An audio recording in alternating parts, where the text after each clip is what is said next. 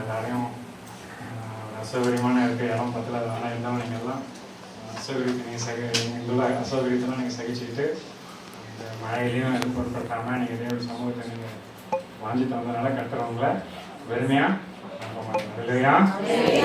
நம்ம எல்லாம் தேவனுடைய இருக்கோம் இல்லையா? கர்த்தர் நம்முடைய மேய்ப்பர், நாம் எல்லாம் நம்முடைய ஆடுகளாக இருக்கிறோம். அவர் நம்மை நேசித்து நம்ம மேலே நம்ம அன்பு கூர்ந்து எல்லாரையும் அவர் வந்து என்னோட ஆடுகள் என்ன சத்தத்தை கேட்கும் அப்படின்னு நான் சொல்லியிருக்கேன். அதனால் அவருடைய ஆடுகளாக நம்ம என்ன பண்ணி தேர்ந்தெடுத்து வேறு பிரித்து நம்மளுடைய உலகத்தை மீட்டு தன்னோட ரத்தத்தெல்லாம் நமக்காக சிந்தி நமக்கு விளைக்கிற தண்ணியாக உப்பு கொடுத்து நம்ம மீட்டு சொந்த ஜனமாக சொந்த ஆடுகளாக அங்கே வந்து பண்ணி நிற்க வந்துடுவங்கள உங்களை நம்ம வந்து இதெல்லாம் தற்செயலாக கிடையாது. இங்கே வந்திருக்கிற யாரும் தற்செயலாக நம்ம வரல. தேவனே நம்ம முன்குறித்து நம்ம நேசிக்கிறபடினால அன்பு கொடுத்து அவரோட பாதத்தில் அழைச்சிட்டு வந்து எனக்கு தெரியாது நம்ம மனசில் ஏக்கங்கள் உங்களோட தவிப்புகள் உங்களோட போராட்டம் உங்களோட பிரச்சனை நான் எனக்கு பார்க்க நான் மனுஷன், நானும் சராசரியான மனுஷன். ஆனால் தேவனும் நம்ம இருதயங்களெல்லாம் எழுதி தோட்டத்தை எல்லாம் அவர் அறிஞ்சிருக்கார். அதனால இந்த காரியம் உலகத்தில் நம்ம என்ன சொல்றது, முதலாவது தேவனுடைய ராஜ்யத்தையும் அவருடைய நீதியும் தேவைகள் அப்படி எல்லாம் கூட கொடுப்போம். உங்க தேவைகள் நிறைய இருக்கலாம், ஒரு பல பிரச்சனை எந்த சூழ்நிலை இருக்கட்டும், ஆனால் தேவனால் கூட காரியம் ஒன்றுமே இல்லை இல்லையா? விசுவாசிக்கும் போது தேவனுடைய மகிமையே அப்படின்னு நான் சொல்லியிருக்கேன் போல நம்ம ஆண்டு வந்து அசாதாரணமான தேவன். நம்ம ஆரோக்கிய தேவன் வந்து இஸ்ரவேல் தேவன் வந்து நம்ம ஜனம் தேவனுக்கு அவருடைய ஜனமா அவர் நம்முடைய மேய்ப்பரா அவர் நம்முடைய தேவனா நம்ம தெரிந்து கொண்டதுக்கு என்ன சொல்ற பாக்கியம் பெற்றோம் இல்லையா? நம்ம ஆரோக்கிய தேவன் கண்ணும் கல்லோ மண்ணோ கிடையாது, வந்து நம்ம உண்டாக்கின தேவன். ஆமென். நம்ம கூப்பிடுற நம்ம அழுது நீங்கள் வந்து வாயத்தோடு நீங்கள் பேசாவிட்டாலும் உங்கள் இதயத்தில் இருக்கிற குமுறுகள் அந்த அழுகு அந்த சத்தம் எல்லாம் அவருக்கு ஜபம் அது கேட்கப்படும், அவருக்கு தெரியும் இல்லையா? ஆனால் நீங்கள் உட்காந்துட்டு உங்கள் உள்ள இதயத்துலேருந்து உங்களுக்கு அழுகு இருக்கலாம், தனிமையில் அழுது இருந்துருக்கலாம், ஆனால் எல்லாமே உங்கள் கண்ணீர் எல்லாத்தையும் அவர் துருத்தியில சேர்த்து வச்சிருக்காராம். அதனால் உங்களுடைய காத்திருப்பு உங்களுடைய ஜபம் நீங்கள் பண்ணின ஜபம் கூட மறந்துருக்கலாம், நீங்களே மறந்து போயிருக்கலாம். ஆனால் ஆண்டவர் ஒரு போதும் உண்மையாக தம்மை நோக்கி கூப்பிடுற யாருக்கும் நான் அருகிலே இருப்பேன் அப்படின்னு நான் சொல்லியிருக்காரு. அதே போல் விசுவாசமெல்லாம் நீங்கள் இருங்க. கர்த்தர் உங்களோட ஜபத்தில் ஆமின்றோம் எல்லாம் ஜபத்தை சேர்த்து உங்களை ஆசீர்வதித்து உங்கள் அநேக காசுலாம் நாளைக்கு வைக்கப்படி தான் உங்களை ஆட்சி சொல்லியிருக்காரு இல்லையா? ஜப மாட்டோம். வருஷத்துக்காகவே எனக்கு நன்றி கட்டாது அருமையான இந்த வேலைக்காக ஸ்தோத்திரம் அப்பா.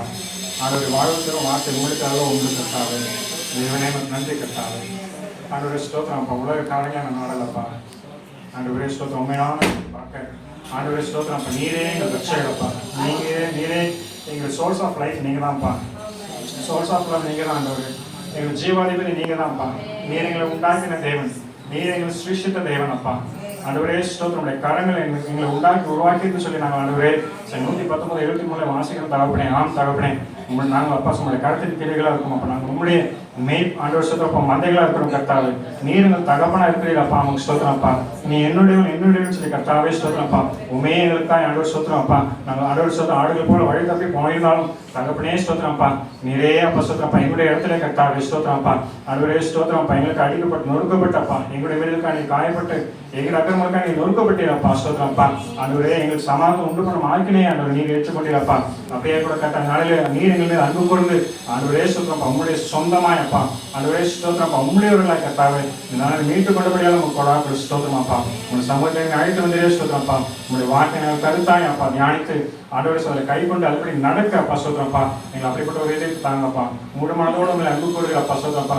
கர்த்தராகிய இயேசுவே ஸ்தோத்திரம்ப்பா. நீர் ஆண்டவர் ஸ்தோத்திரம்ப்பா. நீ பிதாவினுடைய கற்பனைகளை கை கொண்டு அவரிடத்தில் அன்பு கூடுவது போல கர்த்தாவே அப்படியே நாங்களும் அப்பா உங்களை அன்பு கூடுதலாக அப்பா ஸ்தோத்திரம்ப்பா. உங்களுடைய கட்டளைகளை நாங்கள் ஒவ்வொரு கருத்தாய் கை கொண்டு உங்களுடைய அன்பிலேயே அந்த ஸ்தோத்திரம்ப்பா நாங்கள் நிலைத்திருக்க எங்கள் ஒவ்வொரு அப்படிப்பட்ட ஒரு இதயத்தை தாங்கப்பா. ஒரு கீழ்ப்படுதல் இதயத்தை எங்கள் ஒவ்வொருக்கும் தாங்க.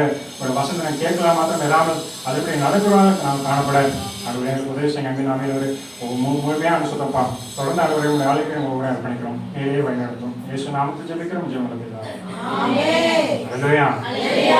ஸ்கூலில் படிக்கும்போது பயாலஜி சார் ஒருத்தர் நேரே கழுதுன்னு திட்டுவார். இப்போ பார்த்தாலும் நான் 6th ஸ்டாண்டர்ட் படிக்கும்போது கழுது அப்படின்னு திட்டிட்டு இருப்பாரு. என்னடா அப்போ இப்போ பார்த்தாலும் எனக்கு இந்த மாதிரி சொல்றாரு கழுதுன்னு திட்டுறாரு அப்படின்னு கொஞ்சம் கஷ்டமா இருக்கும். ஆனால் அவர் சிரிச்சுட்டா திட்டிகிட்டே இருப்பார். எப்போ பார்த்தாலும் கழுது அப்படின்னு தான் திட்டுவார்.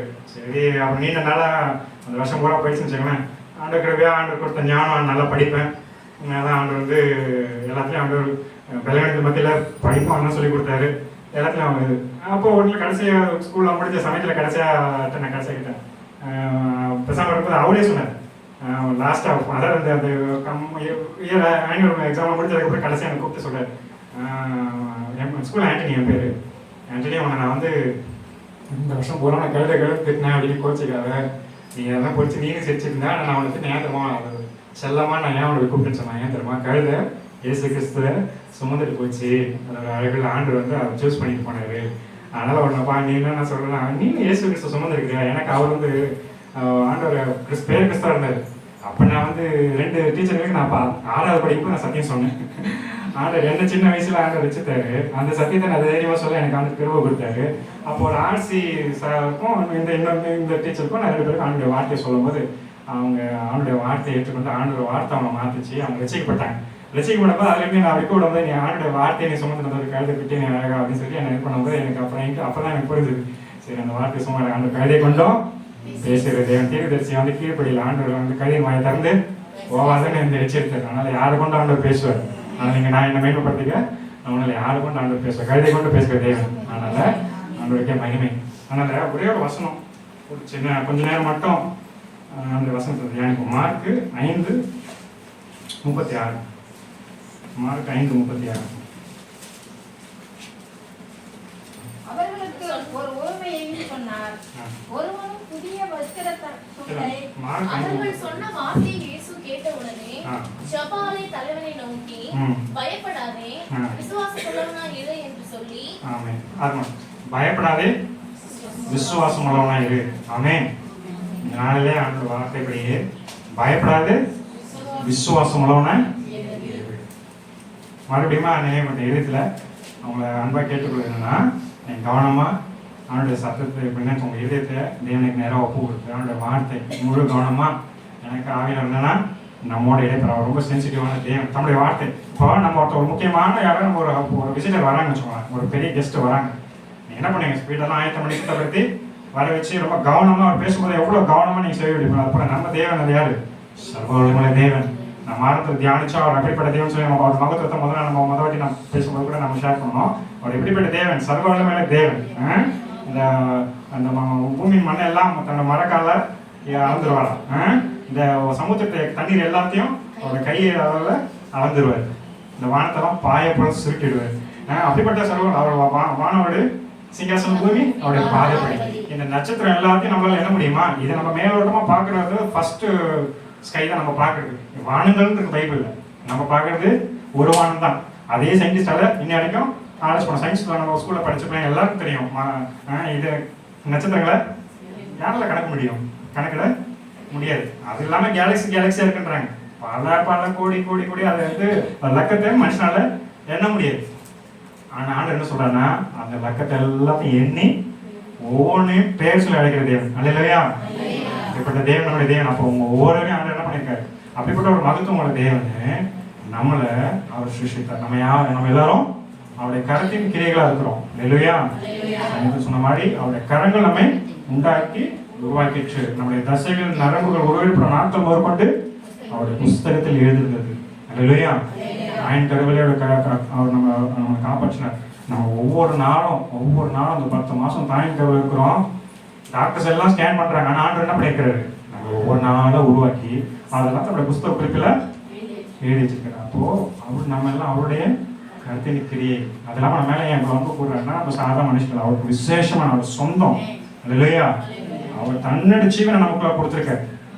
அதான் நம்ம வயிற்று ஆடுனா போகும்போது ஆடு என்ன பண்ணிட்டாருன்னா, நம்முடைய இடத்துல அடிபட்டு நம்முடைய இடத்துல நொறுக்கப்பட்டு நம்ம கடைசி சொல்லத்தை நமக்காக செஞ்சு நம்ம மீட்டு பண்ண அவ்வளோ அன்பு கொடுக்குற தேவன். இல்லையா, நீங்கள் நானும் சாதாரணமா அப்படிங்க சின்ன பிள்ளைங்க எல்லாருமே ஆண்டவருக்கு விசேஷித்தமானவர்கள். இல்லையா, ஆனால் மனுஷன் அப்பமா எண்ணிருக்கலாம், மனுஷன் உதாசீனப்படுத்திருக்கலாம், நமக்கே நம்ம குறித்து தெரியலாம். ஆனால் ஆண்டோடைய பாதை நம்ம எல்லாரும் ஆண்டவருக்கு விசேஷித்தமானவர்கள். நீ என்னுடைய ஆண்டவரும் இருக்காரு, நம்ம தெரிஞ்சுக்கலாம். அப்படிப்பட்ட தேவை நம்ம ஆராயும் போது நம்ம ஆண்டோட சத்தத்துக்கு நம்ம கவனமாக சொல்லி கொடுப்பது என்ன பண்றாருன்னா, நம்ம அப்படியே ஆசிரியர் அதுபடியே நடத்துறாரு. இல்லையா, தேவையான ஒன்று மாற்றால நிறைய கடைபிடிச்சு கவலைப்பட்டு இருந்தாங்க. நம்ம அறியாலோ நல்ல பங்கு இருப்பாங்க.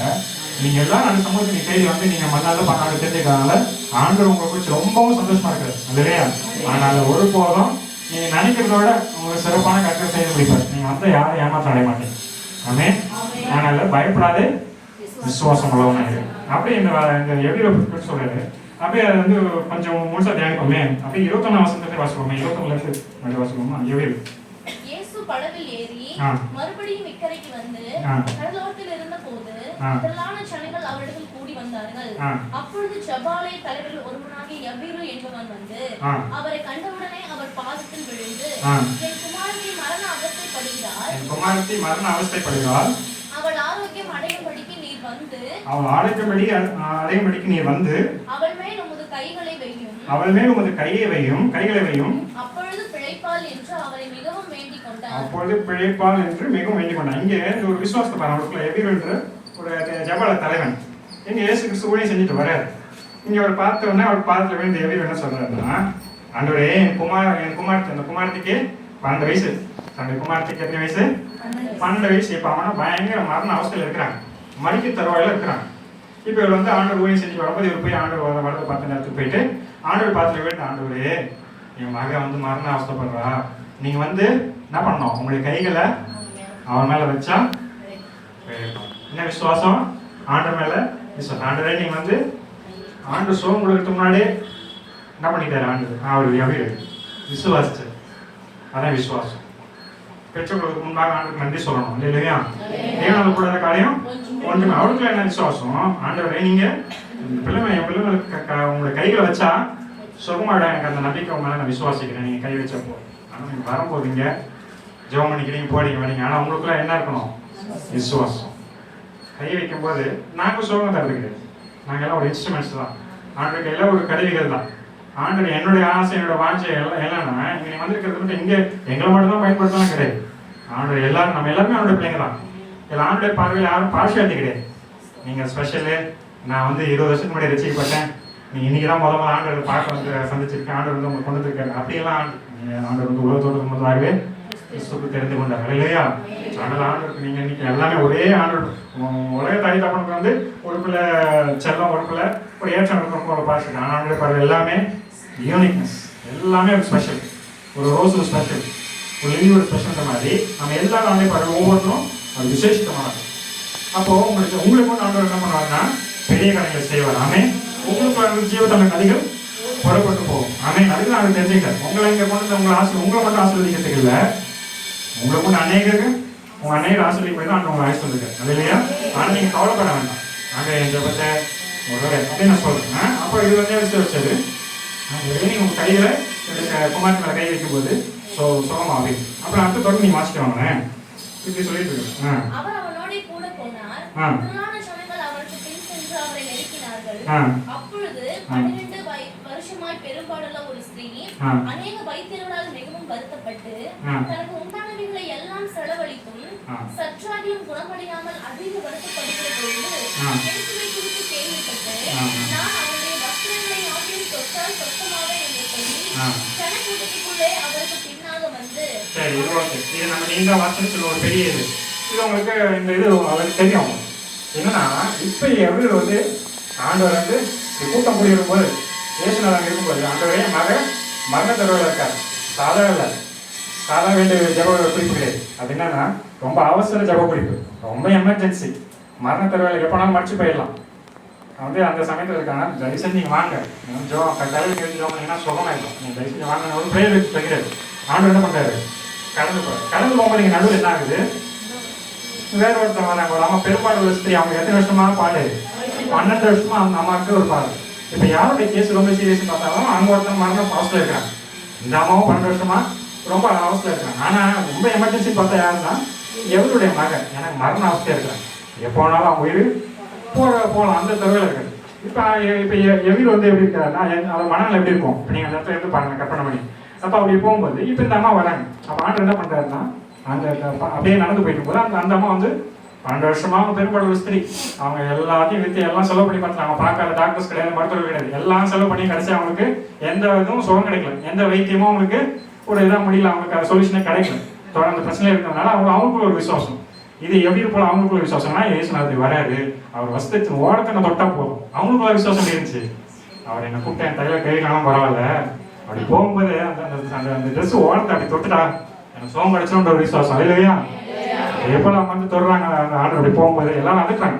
அப்போ அந்த காலத்துல என்னன்னா அந்த மாதிரி தீட்டா இருக்கிறவங்க ரத்த போக்க இருக்கிறவங்க வந்து என்ன பண்ணுவாங்கன்னா பொதுவாக பப்ளிக்ல விட மாட்டாங்க, அப்ப அதட்டுறாங்க அப்படின்னு வரக்கூட போகக்கூடாது அப்படின்னு சொல்லிட்டு. இருந்தாலும் அந்த அம்மா வைராகியம் கொண்டு எல்லாத்தையும் ஆண்டு மேல போக்கஸ்டா இல்லையா, சூழ்நிலை மேல போக்கஸ் பண்ணாம என் ஆண்டவர் நான் அவர் போவேன், அவர்கிட்ட போவேன், எனக்கு சுகம் உண்டு நிச்சயமா அப்படின்ற விசுவாசம். நான் ஆண்டவர் வெறுமையை அனுப்ப மாட்டாரு, என் நம்பிக்கை வீண் போகாது இல்லையா. அதனால போய் பயப்படாம தைரியமே வசதி தொட்ட அடுத்த கணம் பொழுதே இந்த நிமிஷமே முதல்ல போட்டு நின்று போயிட்டோம் இல்லையா. அந்த விசுவாசம் அப்ப பாரு இந்த சம்பளம் கிடைக்குது, இந்த அம்மா வராங்க, அவங்க தொடுறாங்க, இதெல்லாம் எவ்வளவு கூட பார்த்துட்டாரு. இவளுக்கா உள்ளுக்குள்ள என்ன ஓடிட்டு இருக்கோம், என் மகன் சீக்கிரம் வர மாட்டாரா, சீக்கிரம் வர மாட்டாரா, இருப்பாரு சரி ஓகே எல்லாம் முடிஞ்சிச்சு. ஆண்டு கடந்து போனாரா இல்ல, ஆண்டு என்ன பண்ண அப்பதான் நிக்கிறேன் நின்று யார் இந்த தொட்டா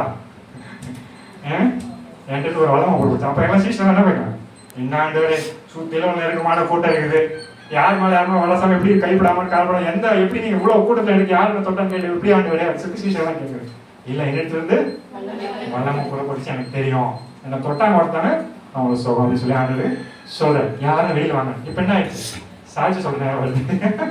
என்ன ஆயிடுச்சு சாட்சி, அவங்களோட அவசரம், என் வீரோட அவசரம், இந்த டைம் ஆண்டு ஒரு சுகம் பெற்றுருக்காங்க. இப்ப ஆண்டு வந்து விசாரணை. அப்ப ஆண்டுக்கு தெரியாதா, என் வீரோட சூழ்நிலை தெரியாதா, அவர் என்ன அவசரத்தில் இருப்பாரு, என்ன சூழ்நிலை இருப்பாரு.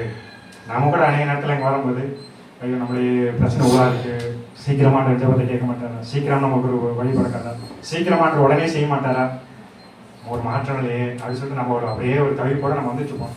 ரெகுலராக வந்துட்டு இருக்கிறேன், தொடர்ந்தா வந்துட்டு இருக்கிறேன், ஆனால் என் காலம் இப்படியா போகும், நெருக்கத்துக்கு மேலே நெருக்கம், அனல் மேலே அக்கினி மேலே அக்கினியா மூண்டுட்டு இருக்கேன் சூழ்நிலைகள். ஆனால் ஆண்டவர் பற்றி நீங்கள் எல்லாம் மற்றவங்க ஆண்டவர் செஞ்சுட்டு இருக்காரு, அற்புதம் செஞ்சுட்டு இருக்காரு. எப்போ ஆண்டவர் ஏன் சத்தத்தை கேட்பாரு, எப்போ எனக்கு ஒரு விடுதலை கிடைக்கும் அப்படின்னு நம்ம ஒரு ஏக்கம் இருக்கும். அது போல எவருக்கு இருந்திருக்கும். ஆனால் ஆண்டவர் என்ன பண்ணுறாரு, பொறுமையாக இருக்காரு, ஆண்டவர் தெரியாம கிடையாது இல்லையா. He is in control of our situation. நம்முடைய சூழ்நிலை மேலே அவரு ஆளுகை பண்ணுற தேவனா இருக்கு இல்லையா. அதனால நீங்க கலங்காதீங்க. எங்க சூழ்நிலை யாருக்கு தெரியும், யாருக்கு புரியும், யார் எனக்கு உதவி செய்வா, நம்ம பணத்துக்கு மிஞ்சினது. ஆனால் ஆண்டவருக்கு எதை எப்போ செய்யணும் அவருடைய நேரம் இல்லையா. அதுதான் அந்த இடத்துல முதல் அற்புதம் செய்யும்போது திராட்சரசம் தீர்ந்து போச்சு. கொஞ்சமாக அம்மா தான் வந்து கேட்குறாங்க, அந்த திராட்சரசம் தீர்ந்து போச்சுப்பா, நாங்கள் என்ன ஏதாவது செய்யணும் அப்படின்னு ஸ்திரியே இன்னும் வேலை வரல இல்லையா. ஆனால் தேவன் வந்து எல்லா ஆசிரியர் காலத்தில் நேர்த்தியாக செம்மையை அழகாக செய்து முடிக்கிற தேவன் ஆமே. அதனால அவருக்கு எதை எப்போ யாருக்கு என்ன செய்யணும் எது என்ன நம்மளே நம்ம பிள்ளைங்களுக்கு கேட்டுனா ஓகே செய்யணும். அதனால நேரம் பார்த்து அது சூழ்நிலை கரெக்டாக நம்ம என்ன பண்ணுவோம்னா பெஸ்ட்டாக செலக்ட் பண்ணி நம்ம பிள்ளைங்க கேட்கறத கொடுக்கும்போது நம்மளுடைய பரம தகவல் இல்லையா. நம்ம பிள்ளைங்களுக்கு என்ன செய்யணுன்றது ரொம்ப அழகாக நம்ம எதிர்பார்க்கறத விட சிறப்பாக செஞ்சு கொடுப்பேன். இங்கே எவ்வளோ இப்போ ஒரு இந்த மாதிரி இருக்குது. இப்போ சாட்சி பண்ண போய் டெஸ்ட் பண்ணி கொடுத்துருக்கேன். இப்போ ஆண்டு யாருன்னொடனே இப்போ நம்ம வந்து பொறுமையாக 6 அந்த 12 வருஷத்துக்கு முன்னாடியிலேருந்து இத்தனை இவ்வளோ காலம் இவ்வளோ செலவழிச்சு இவ்வளோலாம் நம்ம இப்போ என்ன பண்ணுறாங்க, பொறுமையாக சாட்சி சொல்கிறாங்க. சாட்சி சொல்ல ஆண்டு நம்ம மயப்படுத்திட்டு இருக்கிறாங்க. என் வீடு கூட இருக்கிறாரு. சரி இந்த சாட்சியெல்லாம் சொன்னாங்க தேவன் நம்ம மைண்ட். அப்போ ஆண்டு சொல்றாரு இஸ்ரேல் கூட இந்த விசுவாசத்தை நான் காணல, ஆனால் ஆண்டு கனப்படுத்துறாரு. அந்த விசுவாசத்தை ஆண்டு கனம் பண்ணினாங்க இல்லையா. அதனால உங்களுக்கு விசுவாசம் செயல்பாடு இல்லை. நீங்க விசுவாசியும் போது உங்களுக்கு விசுவாசத்தின் அளவு நீ ஆண்டு சில பேர் கை வச்சாதான் அற்புதம் அப்படின்ற, சில பேர் ஆண்டு விசுவாசம் தொட்டா சுகம் உண்டு விசுவாசம். அப்போ ஆண்டு விசுவாசம் நீங்க உங்க விசுவாசத்தை ஆண்டு பண்ண முடியும். நீங்க விசுவாசியும் போது தேவனுக்கு நமக்குள்ள ஒரு கனெக்ஷன் என்ன தெரியுமா, நமக்கும் செய்க்கும் ஒரு தொப்புக்கொடி, தாய்க்கு செய்யக்கூடிய தொப்புக்கொடியை போல நம்முடைய விசுவாசம் நமக்கும் தேவனுக்கும் ஒரு தொப்புக்கொடி என்ன தெரியுமா, விசுவாசம் தான். விசுவாசம் இல்லாமல் தேவனுக்கு பிரியமா இருக்க முடியாது. விசுவாசம் இல்லாமல் தேவன் நமக்கு அற்புதமும் செய்ய முடியாது. அதனால முதல்ல ஆண்டு உங்கள்கிட்ட எதிர்பார்க்கறது என்னன்னா விசுவாசம் இல்லையா. பயமும் விசுவாசமும் ஒன்னா டிராவல் பண்ண முடியாது. பயம் இருந்துச்சுன்னா ஒண்ணு விசுவாசம் இல்லாமல் இருக்கும், விசுவாசம் இருந்துச்சுன்னா பயம் இருக்கக்கூடாது இல்லையா. எனக்கு அவர் யாரு, ஆராதிக்கிற தேவன் சர்வ வல்லவர். அவர் என்ன தப்பு வளர்த்து அம்மா கூட பேசிருக்காங்க இல்லையா, சாப்பிட்ற அப்படியே வரோம். அப்போ இந்த பக்கம் வந்து பார்த்தீங்கன்னா சாட்சி சொல்லிட்டு போறாங்க. நம்ம சாட்சி சொல்லி முடிச்சு கடைசியா உன் விசுவாசம் எனக்கு குணமாகி இந்த சாட்சியம் சொல்லி முடிச்சதுக்கப்புறம் அடுத்து ஒரே வசனம் 34ஆம் வசனம். அவர் அவரை பார்த்து மகளே உன் விசுவாசம் உன்னை ரட்சித்தது, நீ சமாதானத்துக்கு போய் உன் வேதனை நீங்கி சுகமாயிரு அப்படின்னு அப்படி பேசிக் கொண்டிருக்கும். 35ஆம் வசனம் பார்த்தீங்க. அவர் இப்படி பேசிக் கொண்டிருக்கையில் அவருக்கு பேசிக் கொண்டிருக்கையில் ஜெப ஆலய தலைவருடைய வீட்டிலிருந்து சிலர் வந்து, உம்முடைய குமாரத்தி மரித்து போனாள். குமாரத்தி மரித்து போனால் இனி ஏன் போதகரை வருத்தப்படுத்துகிறீர்? நீ ஏன் போதகரை வருத்தப்பட்டேன்? இப்ப இந்த டெஸ்டிமனி எல்லாம் போயிடுச்சு. அவ்வளவு அவசரத்தை கூப்பிட்டு தான் இங்க ஆண்டவர் நடுவுல ஒரு சுகமளிக்கும் கூட்டம், ஒரு ஊழியம் நடக்குது. அது இல்லாம நம்ம விடுதலை போயிட்டு சாட்சி சொல்லி எல்லாம் முடிஞ்சதுக்கு அப்புறம் இப்ப என்ன பண்ணிட்டாங்க, அந்த ஆலயத்தினுடைய வீட்டார் வந்து இங்க வந்துட்டாங்க, தேடி வந்துட்டாங்க. இன்னொரு போனாரு, போதர் அழைச்சிட்டு வரான்னு பார்த்தா இவர் வந்து தாமதமாச்சே அப்படின்னு சொல்லி இங்க வந்து பார்த்தா என்ன செய்தி சொல்றாங்க, போதர் ஆல்ரெடி மக மறைச்சு போயிட்டாங்க. ஆனால் இனிமேட்டா நீங்க கூட்டம் என்ன பண்ண போறீங்க, நம்ம கூட வந்து இதெல்லாம் பண்ணேன் அத்தி நீ வாட்டி போற நிறையா நடக்கிற இவ்வளோ நாள் நீயும் போற, ஒன்றும் கொஞ்சம் கூட இம்ப்ரூவ்மெண்ட் இல்லை. நீயும் போய் ஆராய்ச்சி தான் இருக்கிற, நீயும் ஏசி தான் கூப்பிட்டு இருக்கிற, கும்பிட்டு தான் இருக்கிற. ஆனால் ஒன்றும் இல்லையாம்மா என்ன நடக்குதுன்னு ஒரு மாதம் பார்க்க போகிற வீட்டில் எவ்வளோ பேர் நம்மளை பார்த்து பரியாசம் பண்ணியிருக்கலாம், கிண்டல் பண்ணலாம் இல்லையா? கூட பேசிக்கணும். அம்மா ஒரு சிஸ்டர் அப்படியே ரொம்ப நான் கிராமத்தில் ஜனங்களாம் ஆமாம் ஏசி போயிட்டா சமத்தை கண்டேன், நீயும் போய் தான் இருக்கிற ஏமா வீட்டில் எல்லாம் பேசிட்டு. ஆனால் அவங்க விசுவாசமாக இல்லாமல் இருக்கும் செய்யாது.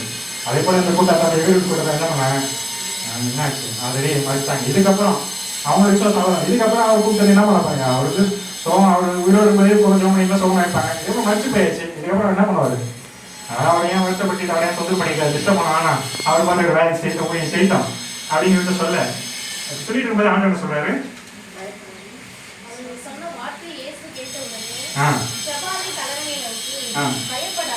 பயப்படாதே. அப்பதான் ஏசுக்கு சொன்ன பாருங்க சொல்றாரு, பயப்படாதப்பா, விசுவாசம் உள்ளவனா இரு. ஆமே. அவங்களாம் சொல்றது உன் இதயத்துல நீ அந்த வார்த்தையை இது பண்ணிக்காத, சூழ்நிலையை பார்க்காத, மனுஷனுடைய வார்த்தைக்கு செவி கொடுக்காத, என்ன பாரு, பயப்படாது. ஜீவாதிபதி அல்லேலூயா, அவர்தான் ஜீவ ஊற்று, அவரே வானத்திலிருந்து இறங்கி வந்த ஜீவ அப்பம் அல்லேலூயா. இதெல்லாம் யாரையும் உயிர்ப்பிக்க முடியும். ஆமே. மாம்சமான யாருக்கும் தேவனாகிய கர்த்தர் என்னால செய்யக்கூட அதிசயமான காரியம் ஒன்றும் இல்லை. அதனால அவனே சொல்றேன்னா பயப்படாது, விசுவாசமான அப்படின்னு சொல்லிட்டு அந்த என்ன பண்ணானா அப்படின்னு சொல்லிட்டு அப்படியே உங்களுக்கு தெரியும். அப்புறம் பேர் யாக்கோபெல்லாம் கூட்டிட்டு போயிட்டு கடைசியாக ஜெபம் பண்ணிட்டு இவங்க கூட்டு போய் தனித்தே அவங்க போய் 40 வருஷம் வச்சுங்களேன், 40 அதாவது 39 40 உள்ளே பிரவேசித்து சந்தடி பண்ணி அழுகிறது என்ன, பிள்ளை மரிக்கவில்லை, நித்திரையாய் இருக்கிறாள் என்றார். அதற்காக அவரை பார்த்து நகைத்தார்கள்.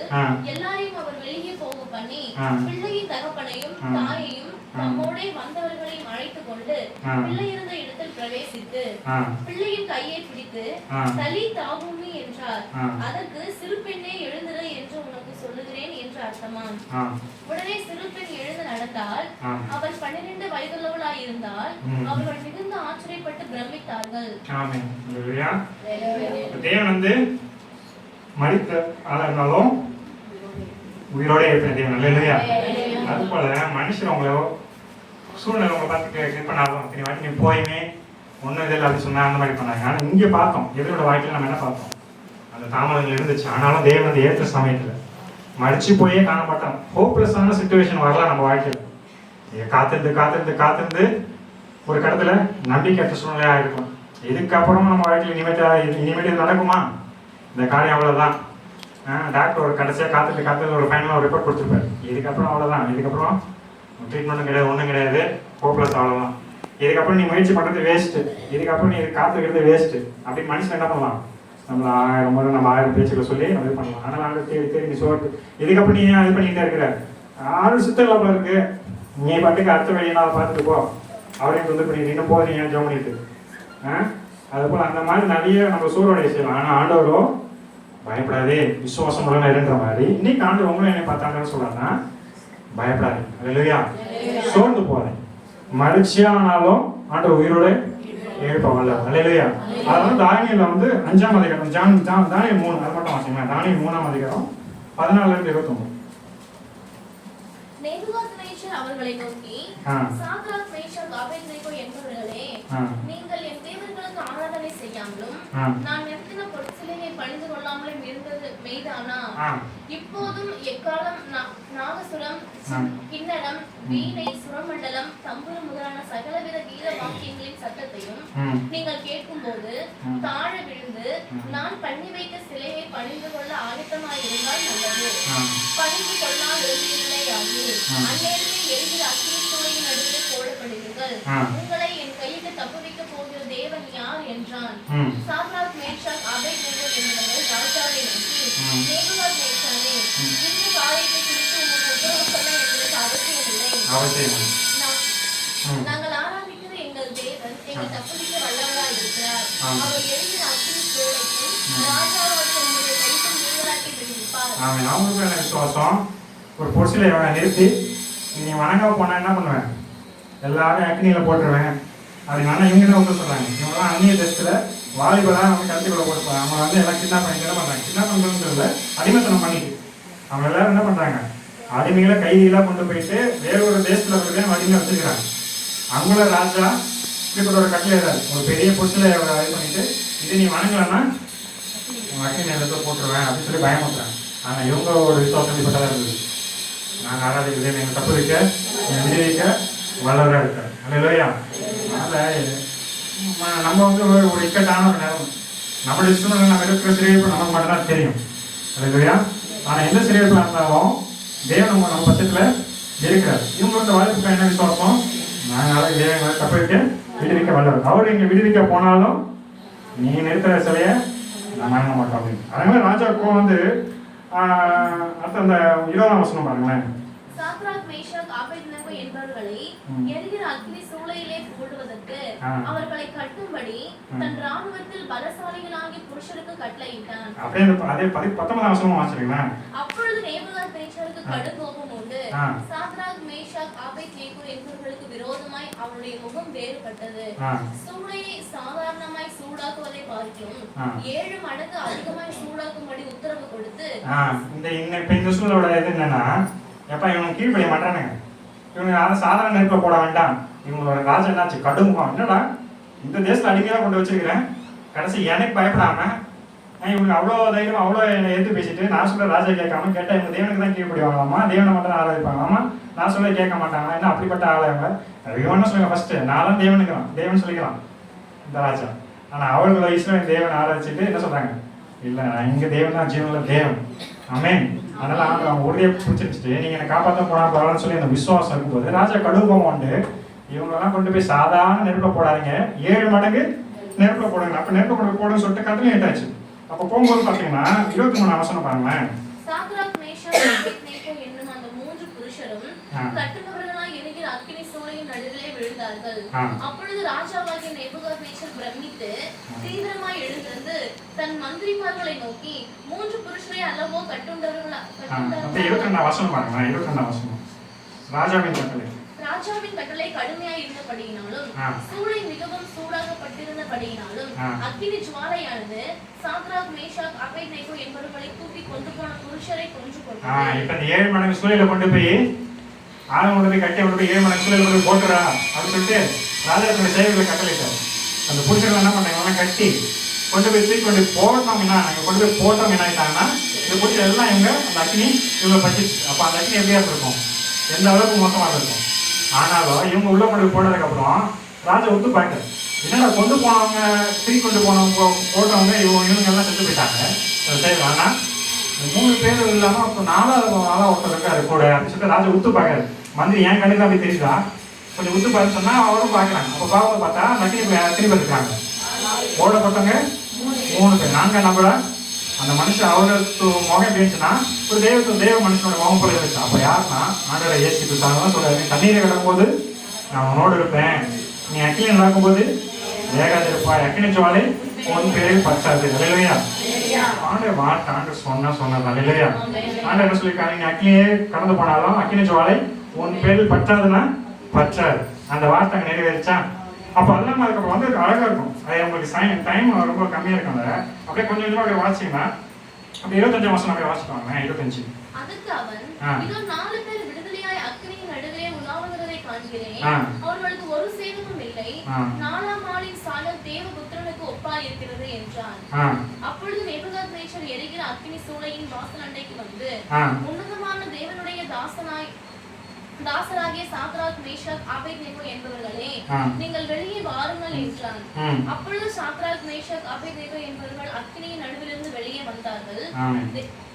தேசாதிபதிகளும் அதிகாரிகளும் தலைவரும் ராஜாவின் மந்திரிகளும் கூடி வந்து அந்த புருஷனுடைய சரீரங்கள் மேல் அக்கினி பலன் செய்யாமலும் அவருடைய தலைமையில் கருகாமலும் அவருடைய சால்வைகள் சேதப்படாமலும் அக்கினியின் மனம் அவரிடத்தில் வீசாமலும் இருந்ததை கண்டார்கள். அக்கினியின் மனம் கூட வீசல. அல்லேலூயா. போட்டு வெளியில வர மனுஷனை இங்க தூக்கிட்டு போனாங்க, என்ன ஆயிட்டாங்க, அக்னியில எரிஞ்சு இறந்து போயிட்டாங்க. ஆனா இந்த மனுஷரை உள்ள இருந்துட்டு சரி இவங்க வெளியில கூப்பிடு, 4 பேரா இருக்க வெளியில கூப்பிட்டு சொல்லிட்டு வெளியில வந்தா இந்த 4 பேரோட மேல அக்கினியோட வாசனை கூட இல்லை. நாம லேசா அனுப்பிட்டு போயிருந்தா கூட லேசா முடி பூசினா ஒரு ஸ்மெல் வருது. ஆனா அவங்க தலைமையில கூட பூசுங்களையா போட்டு சாப்பிட ட்ரெஸ் கூட கொஞ்சம் கூட அந்த டீ மட்டும் இல்லை, டீயோட ஸ்மெல்லு கூட இல்லையா. நான் ஆரோக்கியம் எப்படிப்பட்டவன்னா அக்கினினாலே நம்ம இன்னும் சேதப்படுத்த முடியாது. தேவனே நம்ம சுற்றி அக்கினி மேல வந்து நம்ம பாதுகாக்கிறது இல்லையா. அதனால நீங்க அதுக்கு ஆண்டவர் சொல்றாரு, நீ என்ன சார்ந்துக்கோ. அதனால ஆண்டவர் இப்படிப்பட்ட தேவன் தான் எதை சொன்னாரு, பயப்படாது, விசுவாசம் இரு அப்படி சொல்லி. அதே இதில் பார்த்தீங்கன்னா அதே மாதிரியே பார்த்தீங்கன்னா மத்தேயு 8ஆம் அதிகாரம் 5-13, மத்தேயு 8:5-13, அதில் 13ஆம் வசனம் மட்டும் பார்த்தீங்கன்னா மத்தேயு 8:13.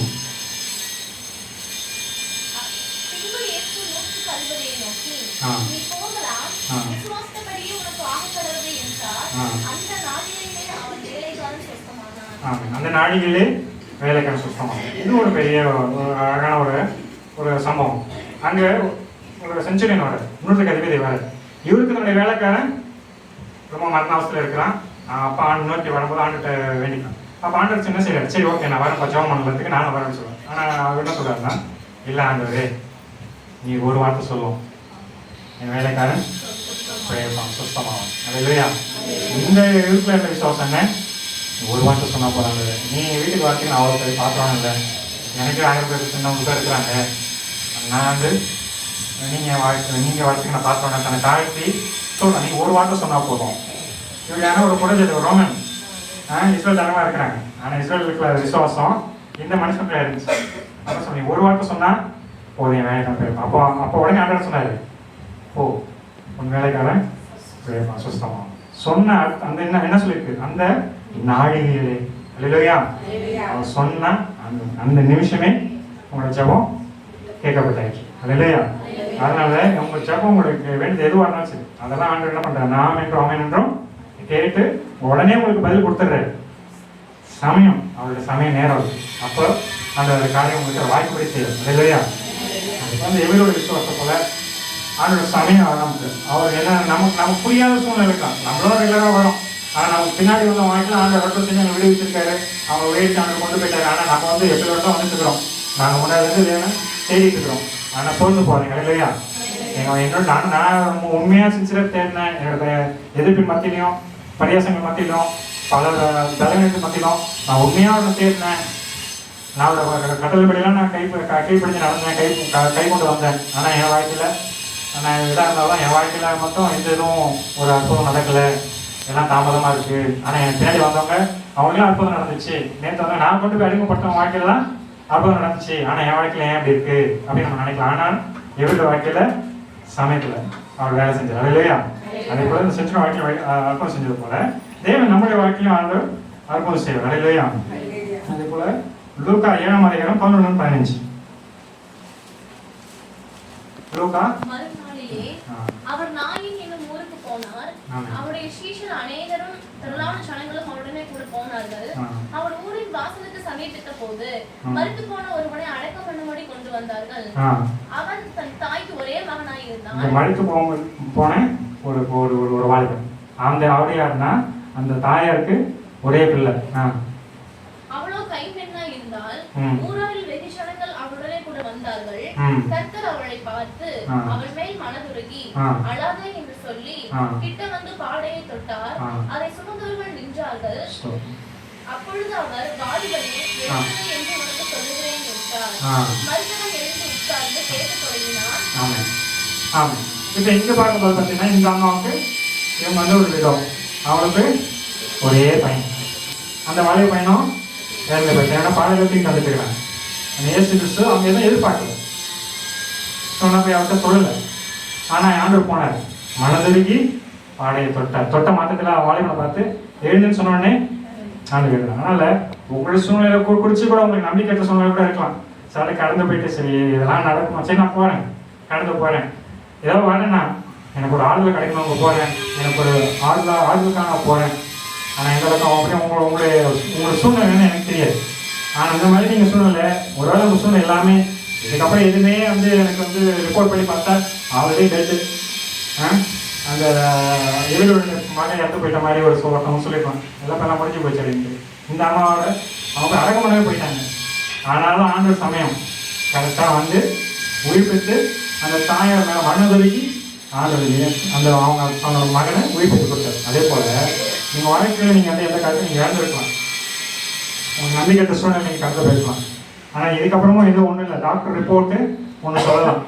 ஆனால் நம்ம மனுஷமாக பார்க்கும்போது பார்த்தீங்கன்னா என்ன, நம்ம அப்போது நம்மளோட விசுவாசம், இதை நான் ஏன் இதெல்லாம் பேசணும்னு சொன்னால், நம்ம விசுவாசம் ஆண்டு என்ன பண்ணாங்கன்னா அதை கனப்படுத்துறது இல்லையா. நீங்கள் விசுவாசிக்க ஆண்டு கனப்படுத்துற அப்போ உங்களுடைய விசுவாசமானது எப்படி இருக்கணும், இந்த விசுவாசம் எப்படி பெறுவது. அப்போ விசுவாசம்னா என்ன? ரோமர் 10:15 ரோமர் 10:17. அனுப்பாவிட்டால் எப்படி பிரசங்கிப்பார்கள்?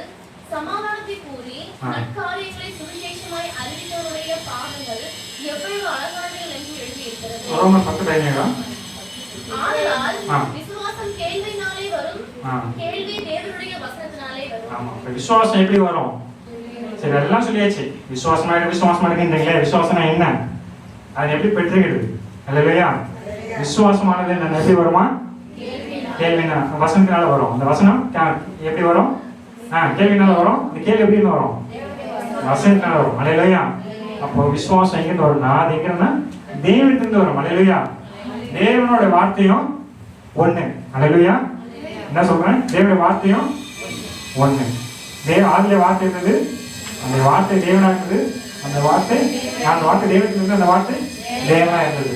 இல்லையா, ஆனால் அந்த பைபிளை மேலோட்டமா லிட்ரேச்சர் மாதிரி படிச்சீங்கன்னா உங்களுக்கு புரியாது, உங்களுக்கு அர்த்தம் விளங்காது.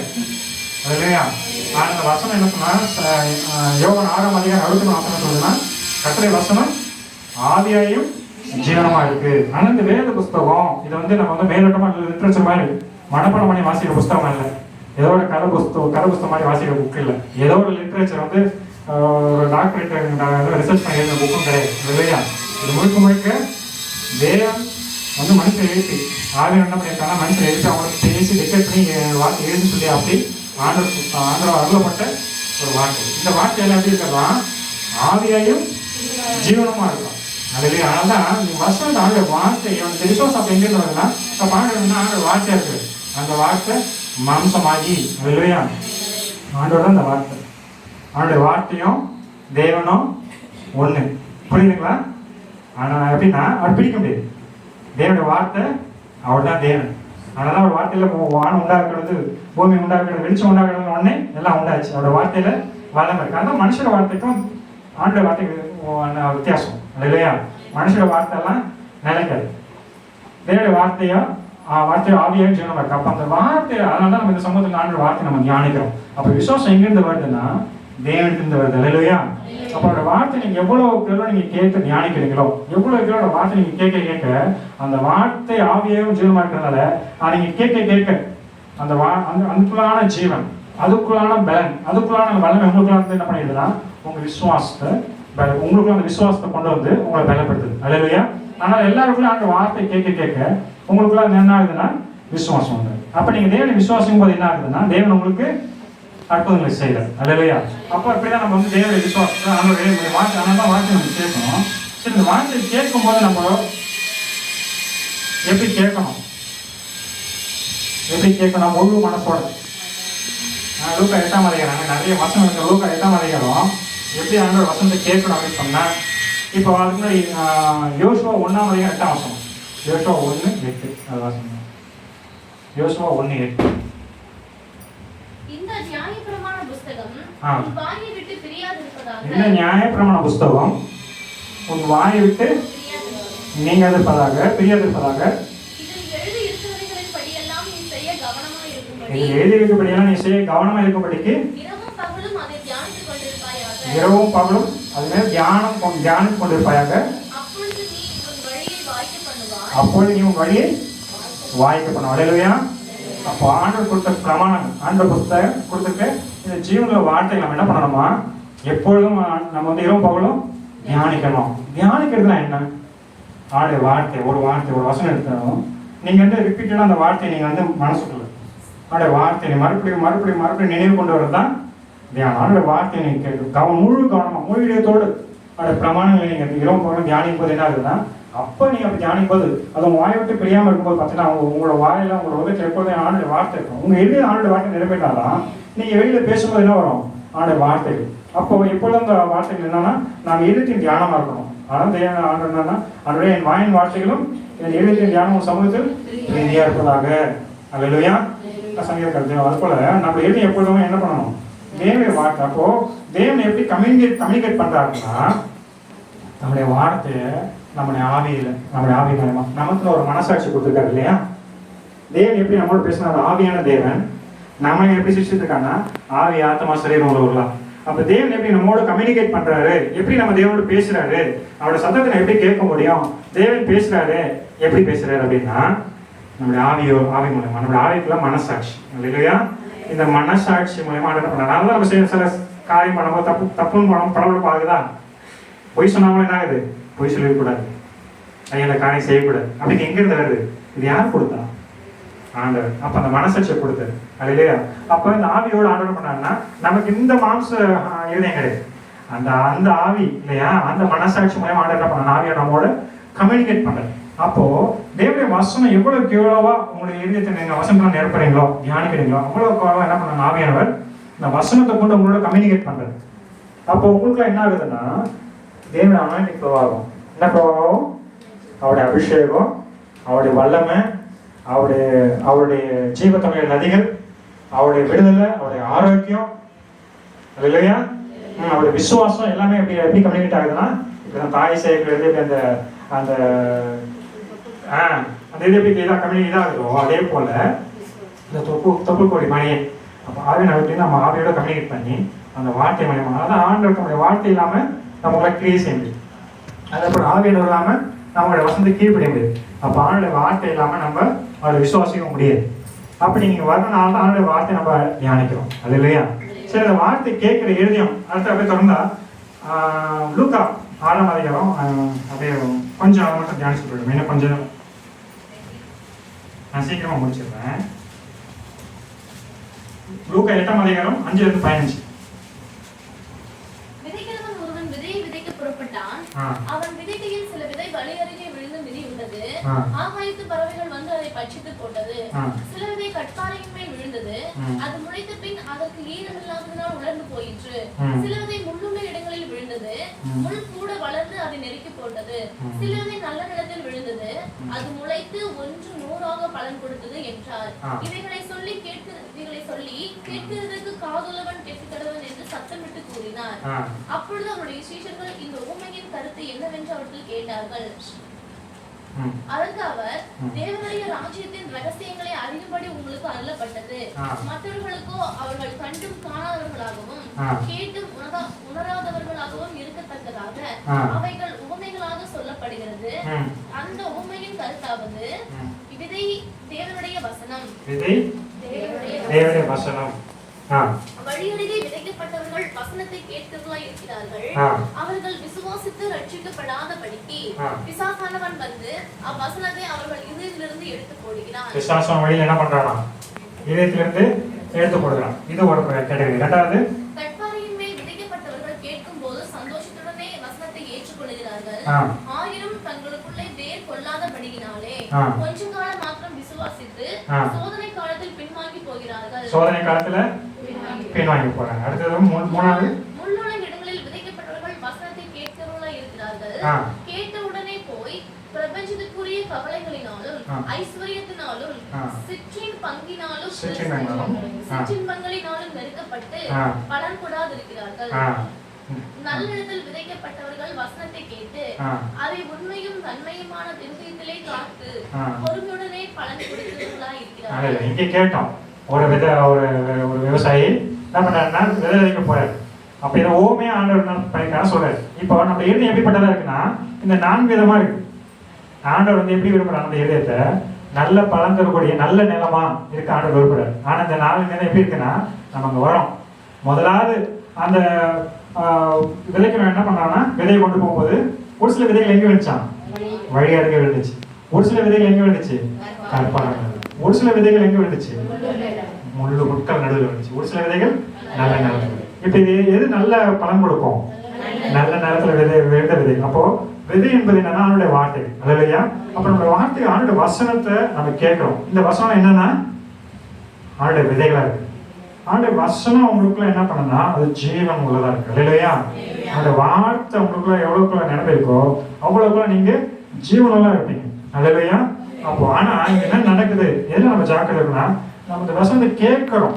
கேட்கும் போது என்னவா இருக்கு? பலனா இருக்கு, உற்சாகமா இருக்கு. அந்த வசனத்தை பிரச்சனை ஆண்டவர் எனக்கு செய்வார் எல்லாம் அந்த உற்சாகமா கேட்கப்படுறோம். ஆனா போற சமயத்துல என்ன ஆயிடுது? என்ன ஆயிடுது? வழி அடங்கி விதைக்கப்பட்ட ஒரு விழுந்த விதையை போட என்ன பிசாசம் என்ன பண்ணிடலாம்? அப்படியே அந்த வசனம் கேட்ட வசனம் என்ன பண்ணிடலாம்? அப்படியே திருடிட்டு போயிடும். அப்ப என்ன ஆயிடுது? உங்களுக்குள்ள பலன் கொடுக்காம போற ஒரு கூட்டமாக நம்ம ஆயிடும். ரெண்டாவது ஒரு இதா என்னன்னா, அது வந்து என்னன்னா கற்பானை மேல விழுந்துச்சு. விதை கற்பானை மேல விழுந்துச்சுன்னா என்ன ஆகும்?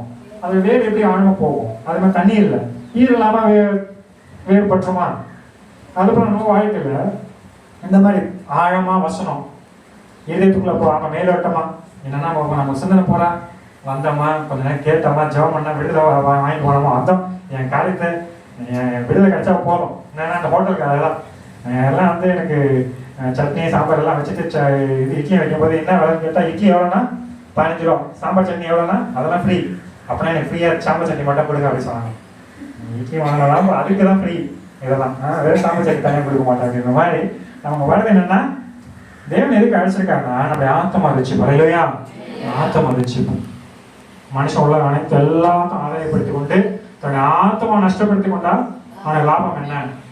சில டைம் இப்போ நம்ம கேட்கறது ஏதோ ஆனா இல்லை, ஆண்டவர் வந்து ரொம்ப கவனமா ஆண்டவர் உங்களை நேசிச்சு உங்க ஆத்மா மேல கவனமா இருக்கிறது இல்லையா? என்னன்னா இந்த அதுதான் சொல்றேன், எப்பா நீ இதை குறிச்சுன்னா அதெல்லாம் அஞ்ஞானிகள் உலகத்தில் தேடுற காரியங்கள். அவங்களுடைய விசுவாசமும் நம்முடைய விசுவாசமும் வித்தியாசம் இருக்கு. அவங்களுடைய நம்பிக்கை வேற, நம்முடைய நம்பிக்கை வேற. அவங்களுக்கு வர பாடுகள் வேற, நமக்கு வர பாடுகள் வேற. இல்லையா? அந்த வசனமானது நமக்கு ஆழமா விதைக்கப்படணும். அவங்களுடைய நம்பிக்கை இல்லைன்னா பார்த்தீங்கன்னா பொருள் மேல, பணத்து மேல, ஆசீர்வாதங்கள் மேல நல்லா வசதியா இருக்கணும், மற்றவங்க முன்னாடி நல்லா இருக்கணும், என் கடல் எல்லாம் ஓகே, இதெல்லாம் ஓகே, ஆண்டவரும் விரும்புறேன். ஆனா அவங்க நம்பிக்கை போற அது மேலதான். ஆனா ஆண்டவர் சொல்ற ஏதோ உலகத்தின் அதிபதி இடத்தில் வருகிறான், அவனுக்கு என்னிடத்தில் ஒன்றுமில்லை. அதோட அர்த்தம் என்ன? எனக்கு ஆண்டோட நம்பிக்கை விசுவாசம் இந்த உலகத்து மேல கிடையாது. என்னைக்கு மனுஷன் கீழ்படியாம போனானோ ஆண்டவருக்கு படைப்பு அவனுக்கு அதிகாரம் கொடுத்துருக்காரு. எப்பா இந்த பூமி எல்லாத்தையும் உனக்கு படைச்சு வச்சிருக்கேன், இதெல்லாத்தையும் நீ ஆண்டு கொண்டு நீ வந்து ஆசீர்வாதமா இருப்பேன்னு சொல்லி ஆண்டவர் அவனுக்கு அதிகாரம் கொடுத்தாரு. ஆனா இவன் என்ன பண்ண? கீழ்படியாம போய் இந்த மனுஷன் ஆதாமன்னு பிசாசுக்கு எப்ப கீழ்படியாம போனா அப்ப அந்த அதிகாரத்துல பிசாசுக்கு கொடுத்தான் அந்த அதிகாரம். இப்ப என்ன ஆயிடுச்சு? இந்த பூமிக்குரிய காரியங்கள்லாம் பிசாஸ் கையில போயிடுச்சு. அதனால நம்ம விசுவாசத்தை நம்ம எது மேல பேஸ் பண்றோம்ன்றது ரொம்ப முக்கியம். விசுவாசத்தை எது மேல வைக்கிறோன்றது ரொம்ப முக்கியம். இந்த உலகத்தோட நம்பிக்கை வேற, அவங்க பொருள் மேலையும் பணத்து மேலையும் பல காரியங்கள் மேலே வைக்கிறாங்க. ஆனா நம்மளுடைய விசுவாசத்தை எது மேல வைக்கணும்? நமக்கு வந்து ஆசீர்வாதம் மேல வைக்கக்கூடாது. எனக்கு ஆசீர்வாதம் வேணும், எனக்கு சுகம் வேணும், இது மட்டமா இருக்கக்கூடாது. என்னோட பிரச்சனைலாம் மாறணும், இது மட்டும் என்னோட நோக்கமா இருக்குது. இதெல்லாம் ஆண்டுக்கு தெரியாதா? ஆண்டுக்கு தெரியாதானே? எவரோட மகன் தான் எவருக்கு தெரியாது. ஆனா மறிச்சாலும் ஆண்டு நம்ம உயிர்ப்பிக்க விளையாது. அதனால ஆபரம் வந்து விசுவாசின் தகப்பன் சொல்லி பேர் பெற்ற காரணம் என்னன்னா, ஆனா ஆண்டு சோதிக்கும் போது என்ன பண்ணாரு? ஆண்டவர் வந்து ஆபரமே 90 வயசுல 100 வயசுல அவனுக்கு குழந்தை கொடுத்தாரு. அப்புறம் என்ன பண்றாரு? இப்ப அவன் பாக்க நான் ஆசீர்வதிச்சிட்டேன் ஆண்டவர். இப்ப என் விசுவாசம் எது மேல இருக்கு? ஆசீர்வாதத்தின் மேல இருக்கா இல்ல ஆசீர்வதிக்கிற தேவன் மேல இருக்கா? இல்லையா? நம்மளுடைய விசுவாசம் எது மேல இருக்கு? ஆண்டு சில சோதிக்கிறார். அப்ப ஆபரம் வாங்க போறாங்க, எப்ப ரைட்டுப்பா உன்னை ஆசீர்வதிச்சிட்டேன், இப்போ ஒண்ணு செய், உன் பிள்ளைய கொண்டு போய் இப்போ மோரியா மலை மேல பரிசு. ஆபிரகாம் அந்த விசுவாசத்தை அவன் மேலோட்டமா அந்த ஆசீர்வாதம் மேல இருந்துச்சுன்னா இன்னைக்கு விசுவாசத்தை அவன் பேர் பெற்றுக்க மாட்டார். அந்த ஆபிரகாம் என்ன பண்ணாரு? ஆண்டு சொன்னார் கீழ்படிச்சு. எத்தனை நாள் நடந்து போனாரு? 3 நாள் பிரயாணம். ஆண்டு சும்மா இன்ஸ்டன்ட் அப்படியே ஆண்டு அப்படி டீப்பா நம்ம வந்து சொல்லிச்சு பார்க்கிறேன். நம்மளால அவநம்பிக்கைக்காக இல்லை, நம்மள ஆண்டு விசுவாசத்தை பலப்படுத்து. என்ன சொல்ல வரேன், நான் சோதிச்சு கொடுமை கதை கிடையாது, அவளை கடினமுள்ள தேவன் கிடையாது. சோதிச்சு பார்த்து ஆழத்துல நீ விசுவாசம் அவரை சார்ந்துபடி. ஏன்னா உலக காலத்து மேல நம்மளுடைய விசுவாசம் இருந்துச்சுன்னா சத்துரு தட்டிட்டு போயிடுவோம். இங்க ஆஸ்பத்திரி நீங்க போயிட்டு போகும்போது பிடிடுவோம். இந்த கையில கொடுத்து உலகத்துல கடையில தான் உலகத்தெல்லாம் போய் நாடுற நம்பிக்கை எல்லாம் போனா சத்துரு அற்புதம் செய்வான். கொஞ்சம் லிமிட்டடான பவர் இருக்கு. எல்லாம் நீ கேட்கிற உடனே கொடுத்துருவோம். மந்திரம் செய்யறாங்க, எல்லாம் போறாங்க, மாமா எல்லாம் போறாங்க, எல்லாம் அங்கேயும் வந்து அற்புதம் நடக்குது. ஆனா என்ன வித்தியாசம் அப்படின்னா முடிவு தான் தெரியும். ஆரம்பத்துல நல்லா இருக்கும், ஆனா முடிவு சமாதானமா இருக்காது, அவங்களோட சந்தோஷம் இருக்காது, அது நிரந்தரமா இருக்காது. சத்து இந்த கையில ஆசீர்வாதம் கொடுக்குற மாதிரி கொடுத்து இந்த கையில நீங்க உங்க வாழ்வாதாரத்தை பிடிக்கிறோம் இல்லையா? ரொம்ப கவனமா. ஆனால் தான் நம்மளுடைய விசுவாசம். அன்னைக்கு ஆபிரகாம் வந்து சோதிக்கப்பட்ட நாள்ல ஆண்டவரே சரி ஆண்டவரே 3 நாள் அவன் இருந்து எப்படி இருந்திருக்கும்.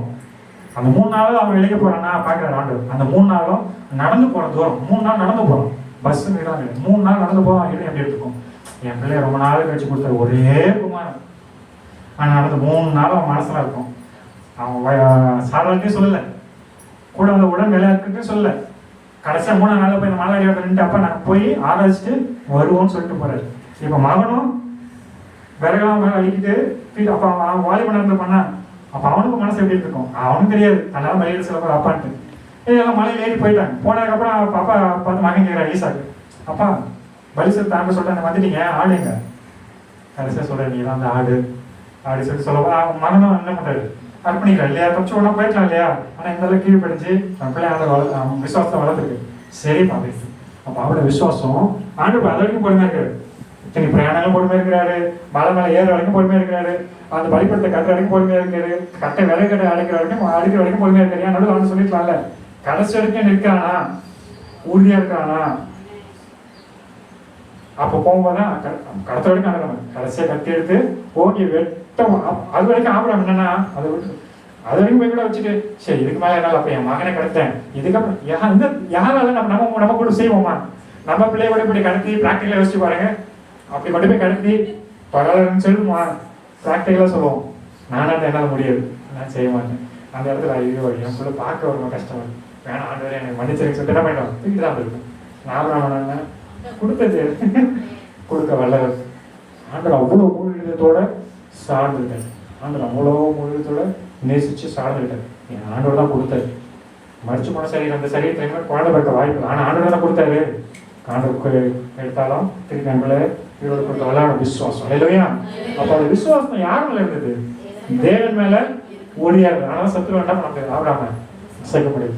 ஆண்டவர் கைவிட்டாரா, ஆண்டவர் பார்த்து கை ஓடுற வரைக்கும் அமைதியாரு நிறுத்து தேவத்தை அனுப்பி அவராமே நிறுத்து, உன் பிள்ளைங்க மேல கைப்படாது அப்படி சொல்லி என்ன பண்ணாரு, நான் உன்னை சோதிச்சு பார்த்தேன் நேசிக்காதேன்ட்டு, நீ உன் பிள்ளைய நீ எடுத்துக்கோ.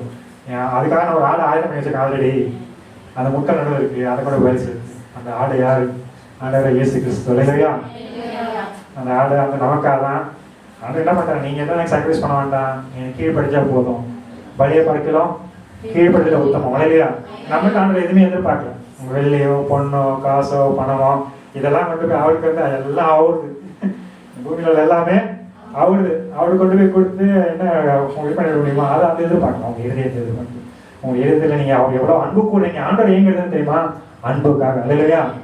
நீங்க நான் நம்ப மாட்டீங்க, பிராக்டிக்கலா பேசுறேன். ஆண்டவர் வந்து அன்புக்கு ஏக்கமுள்ள தகுது. அதனாலதான் யோவான் 17ஆம் அதிகாரத்துல எப்படி வேண்டிக்கிறாருன்னா, என்னுடையவர்கள் நான் எங்கே இருக்கிறனோ அங்கே அவரும் இருக்கும்படி அல்லையா. அப்படிப்பட்ட ஏக்கமுள்ள நீங்க எப்படி இந்த நாள் சமத்துல ஆண்டவர் என்கிட்ட பேச மாட்டாரா, என் ஜெபத்தை கேட்க மாட்டாரா, அவர் குறை நான் கேட்பேனா அப்படின்னு நீங்க எப்படி ஏங்குறீங்களோ அதே போல அதை விட பல மடங்கு ஆண்டோட ஏற்கனன்னா, என் பிள்ளைங்க என்ன தேடி வர மாட்டாங்களா, என் சத்தத்தை கேட்க மாட்டாங்களா, எனக்கு கீழ்படிய மாட்டாங்களா, என்ன சார்ந்துக்க மாட்டாங்களா, நான் அவங்களை அன்னைக்கு ஆசை வைப்பேன், என்னுடைய வாக்கு என் மேல என்னைய சார்ந்துக்க மாட்டாங்களா, என்ன நேசிக்க மாட்டாங்களா. அவரோட முழு அவர் வந்து நம்மளுடைய அன்புக்காக ஏங்குறாரு அல்லையா. எனக்கு அவரு அன்புள்ள தேவன். ஆமே, அன்புள்ள தேவனை அறியான்னு சொல்லி பார்க்கணும். அதனால இந்த உலக அன்பு வேற, இந்த உலக நம்பிக்கை வேற. தேவன் உங்களை என்ன இந்த நாள்ல வேறு பிடிச்சிருக்காங்க. உலகிற எல்லாரும் பல காரியங்கள்ல இதாக இருக்கிறாங்க, பிஸியா இருக்காங்க. ஆனா உங்களோட கஷ்டத்துல உங்க பலவீனத்துல நீங்க ஒவ்வொரு வந்திருக்கீங்கன்னா தேவன் உங்களை என்ன பண்ணிருக்காங்கன்னா அழைச்சி தேர்ந்தெடுத்து உங்களை கூட்டத்திருக்காரு.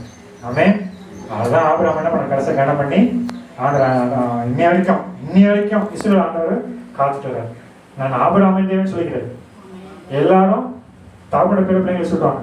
ஆனா எங்க தேவனும் பிள்ளைங்களோட பேர் தனக்கு சொல்லிடுறாரு. நான் யாருன்னா ஆபிரகாமின் தேவன், ஈசாக்கின் தேவன், யாக்கோபின் தேவன். அல்லேலூயா. அந்த பிள்ளைங்களை குறிச்சு ஒரு பெருமையா, என் பிள்ளை என்னைக்கு என் பிள்ளை நான் மறுதளிக்க மாட்டான், என் பிள்ளை சந்ததி சந்தியா என்னுடைய காரியத்தை என்னுடைய வார்த்தைகளை கற்றுத்தருவான் அப்படின்னு ஆபிரகாம் குறிச்சு சாட்சி கொடுக்குறாரு. அல்லேலூயா. அந்த அளவுக்கு ஆண்டவர் நேசிக்கிறார்.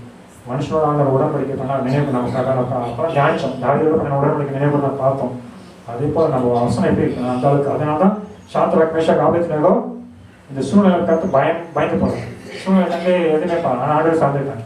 அதுதான் யோபோட விசுவாசம் அழிஞ்சு போல, அவ்வளவு சோதிக்கப்பட்டாங்க. ஒருவேளை யோபோட விசுவாசம், யோபு எப்படி இருந்தாரு, எல்லாத்தையும் ஆசீர்வதிக்கப்பட்டு சீமான இருந்தார், செல்வந்தர். ஆடு மாடுகள் அவருக்கு சேனைகள் எல்லாம் இருந்துச்சு, கழுத எல்லாமே இருந்துச்சு, அவருக்கு வயல், அவருக்கு பிள்ளைங்க, நல்ல வசதியான செல்வந்தர், நல்ல இருக்க நீதிமான். அவர் யாரு? நீதிமான். தன் பிள்ளைங்களை எல்லாம் செம்மையா நடத்துறாரு. எந்த பிள்ளைங்களையும் ஒழித்துட்டு போக விடாம பிள்ளைங்களுக்காக ஒரு பலி செலுத்திக்கிட்டு அவங்களெல்லாம் ஒன்னா கூடி அப்பப்ப தேவன் வந்து சுத்திகரிப்பு பிள்ளைகளுக்காக அவ்வளோ ஒரு பரிசுத்தமா நீதிமான வாழ்ந்த யோபு. இது ஆண்டவரே கேட்குறது. ஒரு வாட்டி பிசாசு எல்லாம் சுத்திக்கிட்டு வந்துட்டு அவர் சமூகத்துக்கு போய் எங்க இருந்து வர உலகத்தெல்லாம் சுத்திட்டு அழைஞ்சிட்டு வரேன். சரி, என் யோபு என் தாசனா யோபு மேல கவனம் வைத்தால யாரும் கேட்கிறா? ஆண்டவர் கேட்டு அப்போ தன் பிள்ளை மேல எவ்வளவு நம்பிக்கை, என் பிள்ளை என்னையே சார்ந்த அல்லேலூயா. அல்லேலூயா. நீங்க நானே யாரு? அவருடைய இருக்கலாமே, அதுக்கு கவனம் செய்யாது. கவனம். ஆனா நீங்க தான் ஆசை வச்சு வச்சிருக்கீங்கல்ல, எல்லாம் சுத்தி வேலை அடிச்சு வச்சிருக்கீங்க, கேட்கறதெல்லாம் கொடுத்து வச்சிருக்கீங்க. அப்புறம் உங்க மையம் படுத்தா எப்படி இருப்பான்? ஒரு விஷயம் போய் என்கிட்ட விடுங்க, எல்லாத்தையும் நான் வந்து அதை எடுத்து போட்டு பாருங்க, நான் அப்போ உங்களை மறுதளிக்காம இருப்பேன், நான் அப்போ பார்க்குறேன் அப்படின்னு சொல்லி சரி அப்படியாப்பா, சரி நீ போய் சொல்லிச்சு போற. ஆனால் ஒன்று மட்டும், ஜீவனை மட்டும் தப்பை விட்டுட்டு மீது எல்லாத்தையும் நீ என்ன பண்ணுறியோ எல்லாத்தையும் ஆசீர்வாதம் எடுத்துக்கோ அப்படின்னு சொல்லி பர்மிஷன் கொடுக்குறேன். அப்போ பிசாசு என்ன பண்ணுறான்? ஒன்றா என்ன பண்ணுறான்? ஒரே நாளில் எல்லாம் ஆடு மாடு செத்துச்சு. ஒரு வேலை நிமிஷம் நிஜமானே திடீர்னு வயல் நெருப்பு என்ன ஆயிடுச்சு, வயல்லாம் அழிஞ்சு போச்சு. இன்னொருத்தம் ஓடி வரான், ஐயோ அந்த எல்லா ஆடுகளும் செத்து போச்சு. இன்னொருத்தம் வரான், அடுத்தது ஒரு அதிர்ச்சி கேள்விப்பட எதிர்பாராத இதெல்லாம் ஆண்டு யோகிட்டு சொல்லலை. இதெல்லாம் செய்யப்பட பிசாசு என்ன பர்மிஷன் வாங்கிருக்கான், உன்னை சோதிக்க போற ஜாக்கிரதையா இருந்துக்கோ, நான் கடைசியில் ஆசீர்வதிப்பேன் அப்படின்னு யோகத்தை சொல்லிப்பட்டாடா? ஒன்றும் சொல்லல. யோகிக்கு எதுவுமே தெரியாது. அவர் பாட்டுக்கு ஜெபம் உண்டு, ஆராதனை உண்டு, பிள்ளைங்களை அழகாக நடத்திட்டு இருந்தாரு, நல்லா இருந்தது. ஆனா பிசாசு வந்து என்ன பண்றான், திடீர்னு ஒரே டைம்ல அடிக்கிறான். ஒரு அதிர்ச்சி முடியிற காட்டிலும் இன்னொரு கெட்ட செய்யுது. ஐயோ எல்லாம் மகே, இந்த பக்கம் கழுது எல்லாம் போச்சு, இந்த பக்கம் ஒட்டெல்லாம் போச்சு, சரி இதெல்லாம் போச்சு, எல்லாம் அழிஞ்சு போச்சு. இதுக்கு ஒன்றும் கேட்க மனசு எப்படி இருந்திருக்கும்? நம்ம இந்த இடத்துல வச்சு யோசிச்சு பார்ப்போமே, தியானிச்சு பார்ப்போமே. அடுத்து இதெல்லாம் போட்டோமே, இதை பார்ப்போம். என்ன ஆயிடுச்சு? 10 பிள்ளைங்க ஒரே நாளில் செத்து போச்சு. ஒரு நம்ம ஆடு வளர்த்துருக்குறோம், நம்ம எல்லாம் வளர்த்துருக்கோம். ஒரு ஆடு வச்சா கூட எங்கள் பாட்டிலாம் ஒவ்வொன்று அழுவாங்க. நாடே தேவை ஆடு செத்து போனால் கூட அப்படி அழுவோம். பிள்ளைங்க எப்படி இருந்திருக்கோம்? ஆனால் யோகா அந்த சமயத்துலையும் உதயத்தினால பாவம் செய்யலன்னு வசனம் இல்லையா? கஷ்டம். நம்ம சொல்கிறோம் ஈஸியாக. ஏன் அதை சொல்ல தெரியுமா? அவருடைய விசுவாசம் எது மேலே இருந்துச்சு? அந்த ஆசிரியர் மேலேயோ, அந்த பொருள்கள் மேலேயோ, தன்னுடைய செல்வத்தின் மேலேயோ, அந்த உலகத்துடைய இது மேலே அந்த மாதிரி இருந்துச்சுன்னா யோகா அன்னைக்கு நின்று இருக்க முடியாது இல்லையா? அவருடைய நம்பிக்கை விசுவாசம் யார் மேலே இருந்துச்சுன்னா, நான் ஆராதிக்கிட்டே என்ன நான் நடிவேன். அந்நிய கண்கள் இல்லை, என் சொந்த கண்கள் அவரை காண்பேன். அவர் கொண்டு போட்டாலும் அவர் நம்பிக்கை இருக்கும். அலையிலையா? அப்படிப்பட்ட ஜனமா நம்ம இருக்கும். அலையிலையா? அப்படிப்பட்ட ஜனம் நம்ம ஆரோக்கியம் என்னைக்குமே கைவிட மாட்டேன். அலையிலையா? யோகுக்கு தெரியும். யோகுக்கு அந்த விசுவாசம் அவர் அவங்க சாப்பிட்டு யோகம் அப்படின்னா தேவன் மேலே விசுவாசம் உள்ளவர். எல்லாம் அப்படி பண்ண கடைசியாக அவங்க மனைவி இந்த கணக்கில் யாராவது ஆறுதல் சொல்ல பார்த்தா சொந்த யார் ஆறுதல் இருப்பாங்கன்னா மனைவி தான் ஆறுதல் இருக்க வேண்டியது. ஆனால் அவங்க சொல்றேன், அப்ப இந்த மாதிரி நீ வந்து ஆராய்ச்சி, நீ இந்த மாதிரி தேவனை நீ வந்து நமஸ்கரிச்சு இது பண்ணிட்டு இருக்கிற, போதும் நம்பிக்கை ஒரு அளவு இல்லையா? இந்த ஒரு பைத்தியத்தனம் நீ போயிட்டு வந்திருக்க, எவ்வளோ இது பண்ணாலும் அடிபட்டாலும் இருந்தா மாட்டேன். இவ்வளோ வந்து அவர் ஆராய்ச்சி உனக்கு என்ன ஆச்சு, என்ன நடந்துச்சு? எல்லா ஆசையும் எவனுக்கு பிள்ளைகளும் போச்சு, இன்னும் நம்பிக்கை வச்சுக்கிறேன்னு ஒரு பைத்தியத்தனமா இல்லையா? போயா தூஷித்து ஜீவனை விடு அப்படி மனைவி சொல்ல. அப்ப என்ன சொல்றேன், நான் இனி பைத்தியக்காரி உங்களை பேசுறேன், தேவத்தில் நன்மை பெற்றுனா என்ன பெறக்கூடாது. இல்லையா? சோர்ந்து போல சொந்த மனையும் அவங்க விசுவாசத்தை அப்ப யோகோட மனைவியோட விசுவாசம் அவ்வளவுதான். எல்லாம் போனதுக்கு அப்புறம் போச்சு. பிசாசு நம்ம விசுவாசத்தை இந்த மாதிரி உலக காரியங்களை வச்சோம்னு சொன்னேன், இப்படி வெளில போட்டாலும் கட்டிட்டு போயிடும். நிரந்தரமா இருக்காது. அந்த ஆண்டவருக்கு சோகம் கொடுக்கறது, ஆசீர்வாதம் கொடுக்கறது, உங்களை உயர்த்துறது, அபிஷேகிக்கிறதுலாம் அவருக்கு சாதாரணமாக கிடையாது. அவருக்கு லேசான காரியம். உங்களை ஆசீர்வதிச்சு ஒரே நிமிஷத்துல உங்களை உயர்த்தி கொண்டு போய் கனம் பண்ணி உங்களை நிறுத்துறது லேசான காரியம். ஆனால் அதை தக்க வச்சுக்க நம்ம முடியுமா? நம்ம விசுவாசம் அந்த ஆசீர்வாதத்து மேலேயோ, செல்வத்து மேலேயோ, பொருட்கள் மேலேயோ, இது மேலே இருந்துச்சுன்னா விசுவாசம் என்ன வேணும்னா அப்படி தட்டி எடுத்து போயிடும். அப்படி நீங்கள் வெளில போட்ட இடத்துல அந்த ஆசீர்வாதம் அப்படியே பறிபட்டு போயிடும். அப்புறம் நீங்க என்ன நினைச்சது? தேவன் நமக்கு விஷயம் இருக்கும். அதனால தான் ஆண்டவர் நான் விசுவாசம், அதனால ஆண்டு என்ன பண்ணேன், உங்களை இங்கே கொண்டு வந்துருக்கேன், இன்னும் நீ சார்ந்துக்கோ. அதனால ஸ்டெபிலிட்டியான காரியத்தை ஆண்டுடைய வார்த்தை தான் ஸ்டேபிளானது. அதான் புத்தி இல்லை ஞானவான்கள் என்ன பண்ணுவாங்க, அஸ்திப்பட்ட இது மேலே மணல் மேலே போட மாட்டாங்க. மணல் மேலே வீடு கட்டினா ஆகும், காற்று வரும்போது புயல் வீசும்போது என்ன ஆகும், அடிச்சுட்டு போயிடும், வீடு நிற்காது. ஆனால் கற்பனை மேலே கட்டப்பட்ட வீடு என்ன ஆகும், எனக்கு கற்பனை ஆகுது அவருடைய வார்த்தை. இல்லையா? நம்முடைய வாழ்க்கை ஆண்டுடைய வார்த்தை மேல கட்டப்பட்டுச்சுன்னா யாராலையும் ஒன்றும் அசைக்க முடியும். காற்றோ புயலோ எதுவும் நம்மள அசைக்க முடியாது. அவர் கொடுக்குற ஆசீர்வாதம் ஆழமா இருக்கும். ஆழமா இல்லாத மட்டும் அனைவருக்கு ஜீவ ஊற்ற புறப்படும். அதுக்காக ஆண்டு உங்களை என்னையும் தெரிஞ்சுட்டு இங்க கொண்டு வந்துருக்காரு. நான் சும்மா தெரிஞ்சுக்கல, நீ சாதனா இல்லை, நீ விசேஷமான ஆண்டு பண்ணிருக்காரு.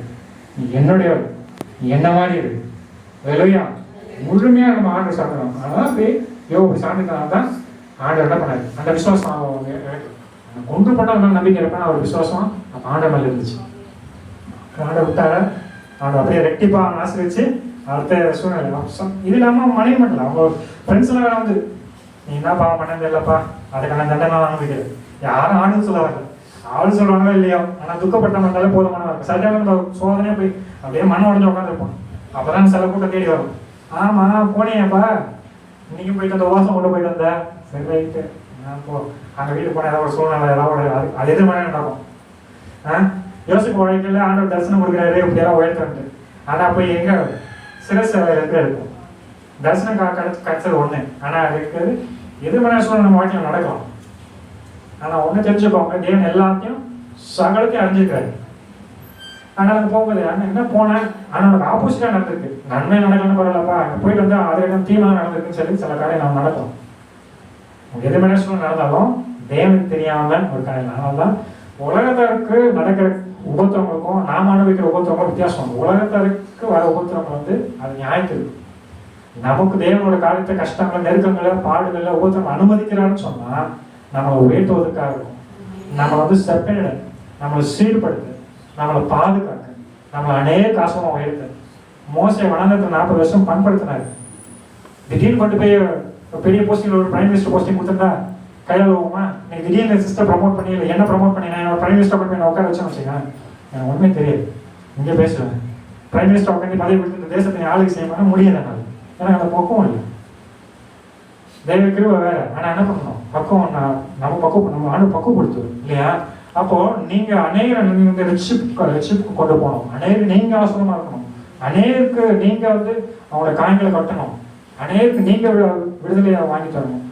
அப்போ ஆண்டோட காரியங்கள் நீங்க அவங்க கருவிக்கு ஆண்டு தெரிஞ்சுக்கலாம் பண்றாங்க, அவங்க பக்குவப்படுத்துறாங்க. அப்போ நமக்குள்ள லேசான விசுவாசம் இல்லாம அந்த வார்த்தைக்குள்ள நம்ம உறுதியான என்ன ஆகும். இப்போ அதனாலதான் அந்த கற்பனை மேல என்ன வேறு இல்லாம இருக்கிற மாதிரி அது இல்லாம அடுத்த காரியம் என்ன, ஆமா இந்த முட்கள் நடுவில் விழுந்து அவங்க விதையில போல இங்க கேட்டுட்டு வெளியில போனோடனே என்ன நெருக்கம் பாடுது, உடனே பிரச்சனைலாம் வருது. அங்க போனா கவலை, அங்க போனா துக்கம், எதிர்மறையான சூழ்நிலை வரும்போது என்ன பாதி நெருக்கப்படும். அது இப்பதான் கொஞ்சம் ஆளுதா இருந்துச்சு, வசனம் கேட்கும்போது வெள்ளனா இருந்துச்சு. ஆனா இங்க போன உடனே ஒவ்வொருத்தரும் ஆரம்பிச்சும் போது நெருக்கம் வரும்போது என்ன இருக்குன்னா நமக்கு அது இல்லாம கவலை. சரி எப்படா சீக்கிரம் இந்த இதெல்லாம் மாறும், எப்படா இந்த இதெல்லாம் மாறும், நமக்கு கொஞ்சம் ஏக்கம். இந்த அப்புறம் சிற்றின்பாங்க இதெல்லாம் நம்ம நெருக்க அதெல்லாம் விசுவாசம் அப்படியே கொண்டு போயிட்டு குறைஞ்சி போயிட்டு அந்த வசனம் நம்மளுக்குள்ள வேறுபற்றா போகும்போது ஆசீர்வாதம் பெறாமல் போகும். அது இல்லையா? ஆண்டு என்ன பண்ணியிருக்காங்க, அவங்களை தேவனையும் ஒரு ராஜ்யத்தையும் முதலாவது தெரிஞ்சுனா அதுதான். அது இல்லையா? ஆனால் நம்ம விசுவாசம் யார் மேல இருக்கணும், தேவன் மேல இருக்கணும். உலகத்தை அதனாலதான் ஆண்டு சொல்றாரு, இதை உலகத்தின் அதிகத்தை வரலாம் அவனுக்கு என்னட்டு ஒன்றும் இல்லை, உலக காரியம் என்கிட்ட இல்லை. அதெல்லாம் சத்துரோட ஆளுகையே மனுஷன் சொல்றதுனால அது என்னுடையது தேவன், என்னுடைய அவர்தான் பிதாவே. நான் முன்மாதிரியா அவரே சார்ந்து ஆண்டு பண்ணியிருக்காங்கன்னா கற்றுக் கொடுத்துருக்காரு இல்லையா? அதனால நாம அதே போல நீங்க அந்த சூழ்நிலையெல்லாம் சிறையிருப்பு, அந்த யோசனை கூட சிறையிருப்பில் போடப்பட்டாங்க. ஏற்ற சமயத்தில் ஆண்டவர் உயர்த்தினார். மனுஷனை மறந்து போனாங்க, ஏற்ற சமயத்தில் யோசிப்பை உயர்த்தினார். ஆண்டவர் யாக்கோபை உயர்த்தினார். ஆண்டு தாவீதை உயர்த்தினார். ஆண்டு யாரையும் கைவிடல. அவரோட பண்ண உடன்படிக்கை நினைவு கூர்ந்தார். அல்லேலூயா. அது போல தானியேலோட இருந்தார். ஆண்டு சிங்கக்கபில போட்டாங்க. ஆனா யாரும் அந்த மனுஷன் யாரும் இது பண்ணல. எங்களுக்கு அங்கே போட்டாலும் பரவாயில்ல. ஆனால் தேவன் அந்த சிங்கம் ஒன்று வாயை கட்டி போடுறாரு. இல்லையா? ஆனால் ஒரு சூழ்நிலை எல்லாம் தெரியும். ஆண்டவர் தெரிஞ்சு அனுமதிக்கிறாருன்னா நம்முடைய நல்லதுக்கே. இல்லையா? ஆனால் எங்க விசுவாசம் சோர்ந்து போகணும். அப்போ இந்த விசுவாசம் இப்போ நீங்க இந்த விசுவாசத்தை தெரிஞ்சுது எங்கிருந்து இந்த விசுவாசம் வரும்? அப்போ ஆண்டை வார்த்தை கேட்க முடியும். ஆண்டை வார்த்தை நீங்க வசனத்தை அடிக்கடி நீங்க தியானிக்கணும். வசனத்தை உங்களுக்கு அடுத்தது பிரசங்கத்து மூலமா கேளுங்க. ஆண்டை பாடுதல் மூலமா அந்த வசனத்தை நீங்க அடிக்கடி கேளுங்க. கேட்டு அதை நீங்க வந்து நினைப்பாங்க வாக்குத்தத்தெல்லாம் சொல்லி சரி இந்த வாக்குத்தத்தை கேட்கறது மட்டும் இல்லை, இதுல நம்ம வந்து விசுவாசம் நம்ம வளர்ச்சி அடையணும். இல்லையா? இப்ப இந்த விதை விழுந்துச்சு, இன்னொரு 5 நிமிஷத்துல வந்து இந்த விதை இப்போ விழுந்துச்சு. இந்த விதை நம்ம விசுவாசம் எப்படிப்பட்டதுன்னா ஒரு விதை போடணும். இந்த வார்த்தையில முளைச்சி ஒரு விதையை போடணும். 3 நாள் கழிச்சு நான் இந்த விதை கொஞ்சம் ஷூட் விட ஆரம்பிக்கும். கொஞ்சம் காத்துலேயே அசையும் போது அது விளையணுமா இருக்கும். ஆனா அதை நர்ச்சர் பண்ண என்ன ஆகும்? அது வேறுபட்டு ஸ்ட்ராங் என்ன ஆகும்? ஸ்ட்ராங் ஆகும். அது போல நம்ம ஒவ்வொரு காண்டு ஆகியோர் விசுவாசம் அளவை பகிர்ந்து கொடுத்துருக்காரு. இல்லையா? அப்போ எடுத்து நான் ஒரே நாள்ல ஒருத்தவங்களுக்கு சீக்கிரமா இருப்போம், இன்ஸ்டன்டா நடக்குது. இப்போ எந்த சென்சுரியும் சொல்றாரு, ஒரு வார்த்தை சொல்லுவோம் சுகமா, ஒருத்தர் சொல்றாரு கை வைங்க சுகமா, ஒருத்தனை நான் வசதி தொட்டார். அப்படி ஆள் ஒவ்வொருத்தரும் ஒரு விசுவாசம் அளவு. ஒருத்தரோட பயனா நம்புறேன், ஆனா நீ சொன்னா போதும். அப்போ விசுவாசம் அளவு. அப்போ இந்த விசுவாசம்னா வளர்ச்சி அடையக்கூடியதா இருக்கு. அதனால விசுவாசம் பலவீனமா இருக்குன்றதுக்காண்டி நீங்க சோழ அடைய வேண்டாம். ஆனா அதை நர்ச்சர் பண்ணணும். எப்படின்னா ஒவ்வொரு நாளும் அனுதினமும் ஆளோட வார்த்தை நீங்க தியானிக்கலாம். இந்த வசனத்தை ஒரு நாள் கேட்டு நீங்க எவ்வளவு கேட்டு போயிட்டு வீட்டில் போய் அப்படியே விட்டு மறந்துடுறது. இல்லையா? நம்ம கேட்ட வசனத்தை இடத்துல அடிக்கடி தியானிக்கணும். இந்த உலகத்து காரியங்கள் உலகம் ஒரு ரிப்போர்ட் சொல்லுதா, டாக்டர் ஒரு ரிப்போர்ட் கொடுக்குறான். அப்போ அவன் இதுதான் உன் நிலைமை, இதுதான் டயக்னோஸ் பண்ணி தான் ரிசல்ட். எத்தனையோ பேர் பார்த்து டாக்டர் ஒன்று சொல்லுவாங்க, இப்போ வாய்ப்பில்லை நீ செத்துருவா அப்படின்னுவாங்க. நான் பார்த்துருக்கேன் கண்டுபிடிச்சேன். இது நம்ம வீட்டில் அம்மாவை சாட்சி, நான் வெளியிலேயான சாட்சி. டாக்டர் இல்லை டிவி ஏதோ முத்தி போச்சு, கேன்சர் முத்தி போச்சு, செத்துரு அப்படின்னு சொல்லுவாங்க. ஆனால் ஆண்டு அவங்க வீட்டு சாங்க சொல்ல இல்லை, என்னோட ரிப்போர்ட்டு நீ சாக மாட்ட, பிழைச்சிருப்ப, நீ பிழைத்து நாமத்தை வாங்கி கொடுத்து ஆண்டு சொல்லுவார். அப்போ இவங்க போய் டாக்டர் சொல்லுவாங்க, டாக்டர் ரிப்போர்ட் திருப்பி செக் பண்ணுங்க. அவர் சொல்ல இல்லை மாற்ற 2 வாட்டி செக் பண்ணி டாக்டர் டென்ஷன் ஆகும். ஒரு டைம் இதாகும். 2 வாட்டி நான் மாத்திர டாக்டர் சொல்ல பைத்தியாங்களா என்ன சும்மா கடவுள் பைத்தியம் போன்னு சொல்லி தொத்தமாக இருக்கிறாங்க. இல்லை ஆண்டு சொன்னா டாக்டர் கோச்சிங் சொல்லி 3ஆம் முறை எனக்கு இது ஒன்றும் இல்லை டாக்டர் சொல்லிட்டு சொன்னார். இப்போ டாக்டர் ஏத்திஸ்டர், கடவுள் நம்பாத ஒரு டாக்டர். அவரு போய் சரி இப்படியே சொல்றாங்க, சொல்லி ஏதாவது பார்த்துருவாங்க கடவுள் சொல்றாங்க, கடவுள் இல்லைன்னு சொல்லிட்டு கடைசியாக ப்ரூவ் பண்றாங்க சொல்லிட்டு என்ன பண்ணுவாங்கன்னா கடவுள் நம்பாத மனுஷன் அந்த டாக்டர் போய் திருப்பி டெஸ்ட் பண்ணா எந்த 2 முறை எந்த ரிசல்ட் வந்து ஹோப்லெஸ் சொல்லிட்டு ரிசல்ட் வந்துச்சோ அதே ரிசல்ட் கம்ப்ளீட்டா நார்மல் வரும். இல்லையா? இதே போல ஆண்டு வந்து எத்தனையோ அந்த மனுஷன் இதே ஆயிடும், ஒரு மாதிரி ஆயிடும். கடைசியாக போயிட்டு ஆண்டு இல்லைன்னு சொல்றது ஆண்டு என்ன பண்ணுறது, தன்னை ஒப்பு கொடுத்து ஆண்டு ஜீவன தேவன் சொல்லிட்டாங்க. அதுக்காக தான் அங்கே அப்படிதான் சாத்திர கமிஷன் கொண்டு போகணும். கடைசி நேபத்தின்னு சொல்றாரு, இவங்க ஆராதிக்க தேவனே இவங்கள தேவன். இல்லையா? எனக்கு இவங்களுக்கு இந்த தேவன் ஆராதிக்கிறாலும் அவங்க நான் கொண்டு போட்டு சொல்லிட்டு அந்த ராஜா மாற்றம். இல்லையா? அதனால அசாதாரண தேவன், நம்ம தேவன் வந்து அவங்கள கூடாத கிடையாது, ஒண்ணுமே கிடையாது. மறுச்ச லாஸ்ட் ஒரு 4 நாள் கழிச்சு ஒரோடு இருக்கிற தேவன், நமக்குள்ள ஜீவன தேவன், அவருக்கு ஆதியங்கள்லாம் அந்த ஒண்ணுது. இல்லையா? ஆனால் நம்ம கொஞ்சம் எதுனாலும் பயந்து போயிடும்.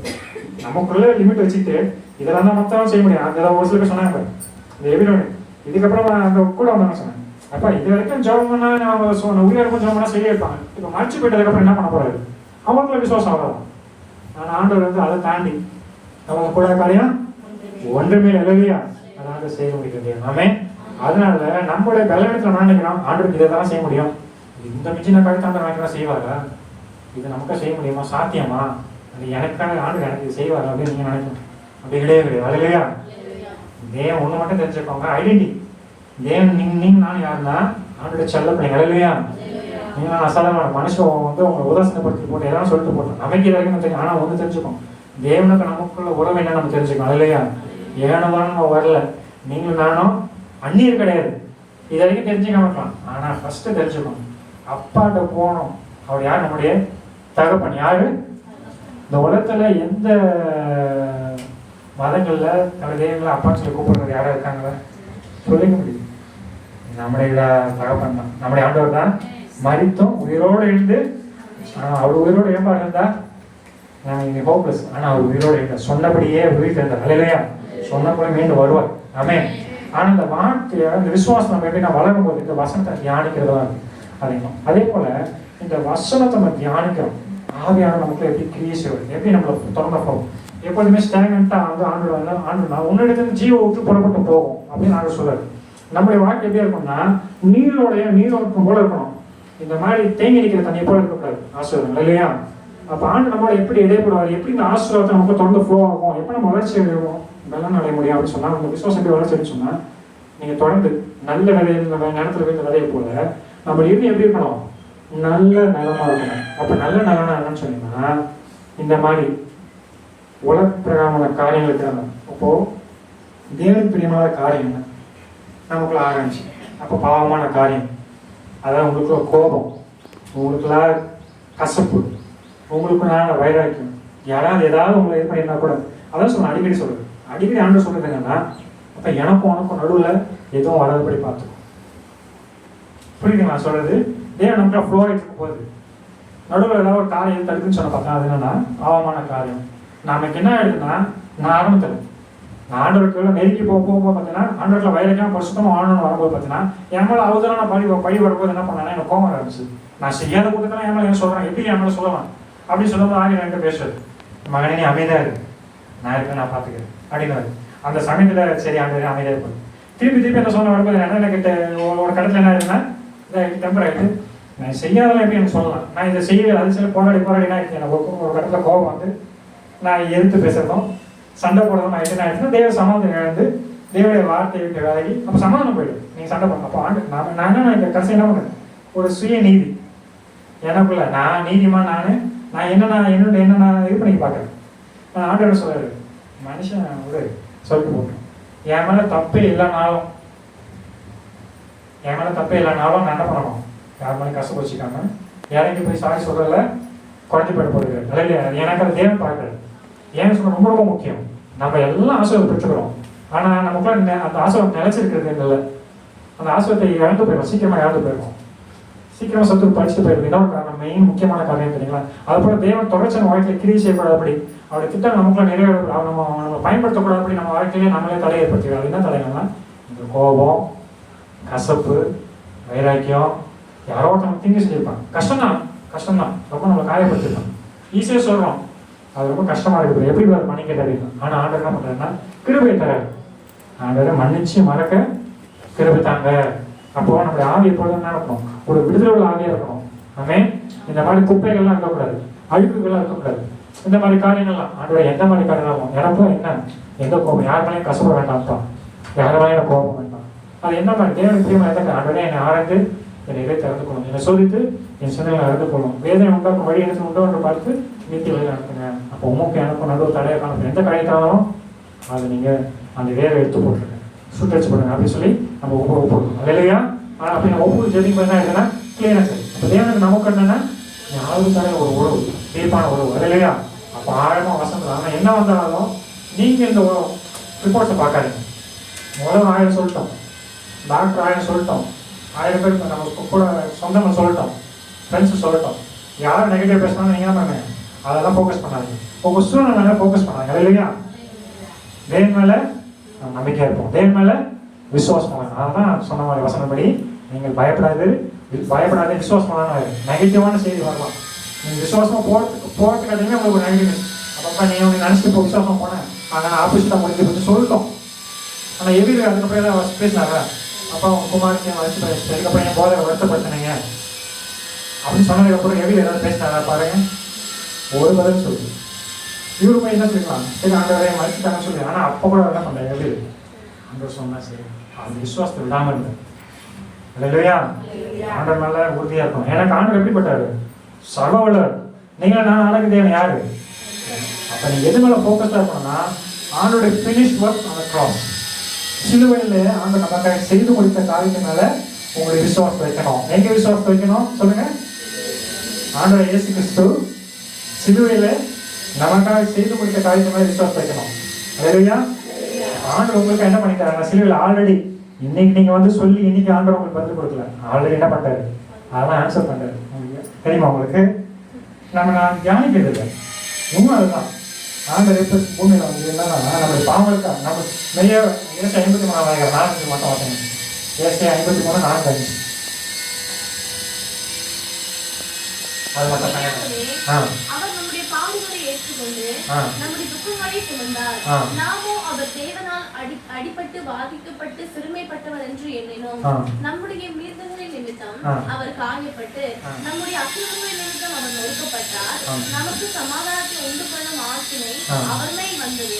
அவருடைய தழும்புகளால் குணமாகிறோம். இது கடைசி வசனமான சொல்லி அவனுடைய வார்த்தையை நான் சொல்றேன். என்னன்னா நம்ம மெய்யாக நம்முடைய பாடுகளை ஏற்றுக்கொண்டு நம்முடைய துக்கங்களை சுமந்தார். ஆல்ரெடி உங்களை காவலை யாருக்குமே அந்த பாதை கடந்து போனார் இல்லையா?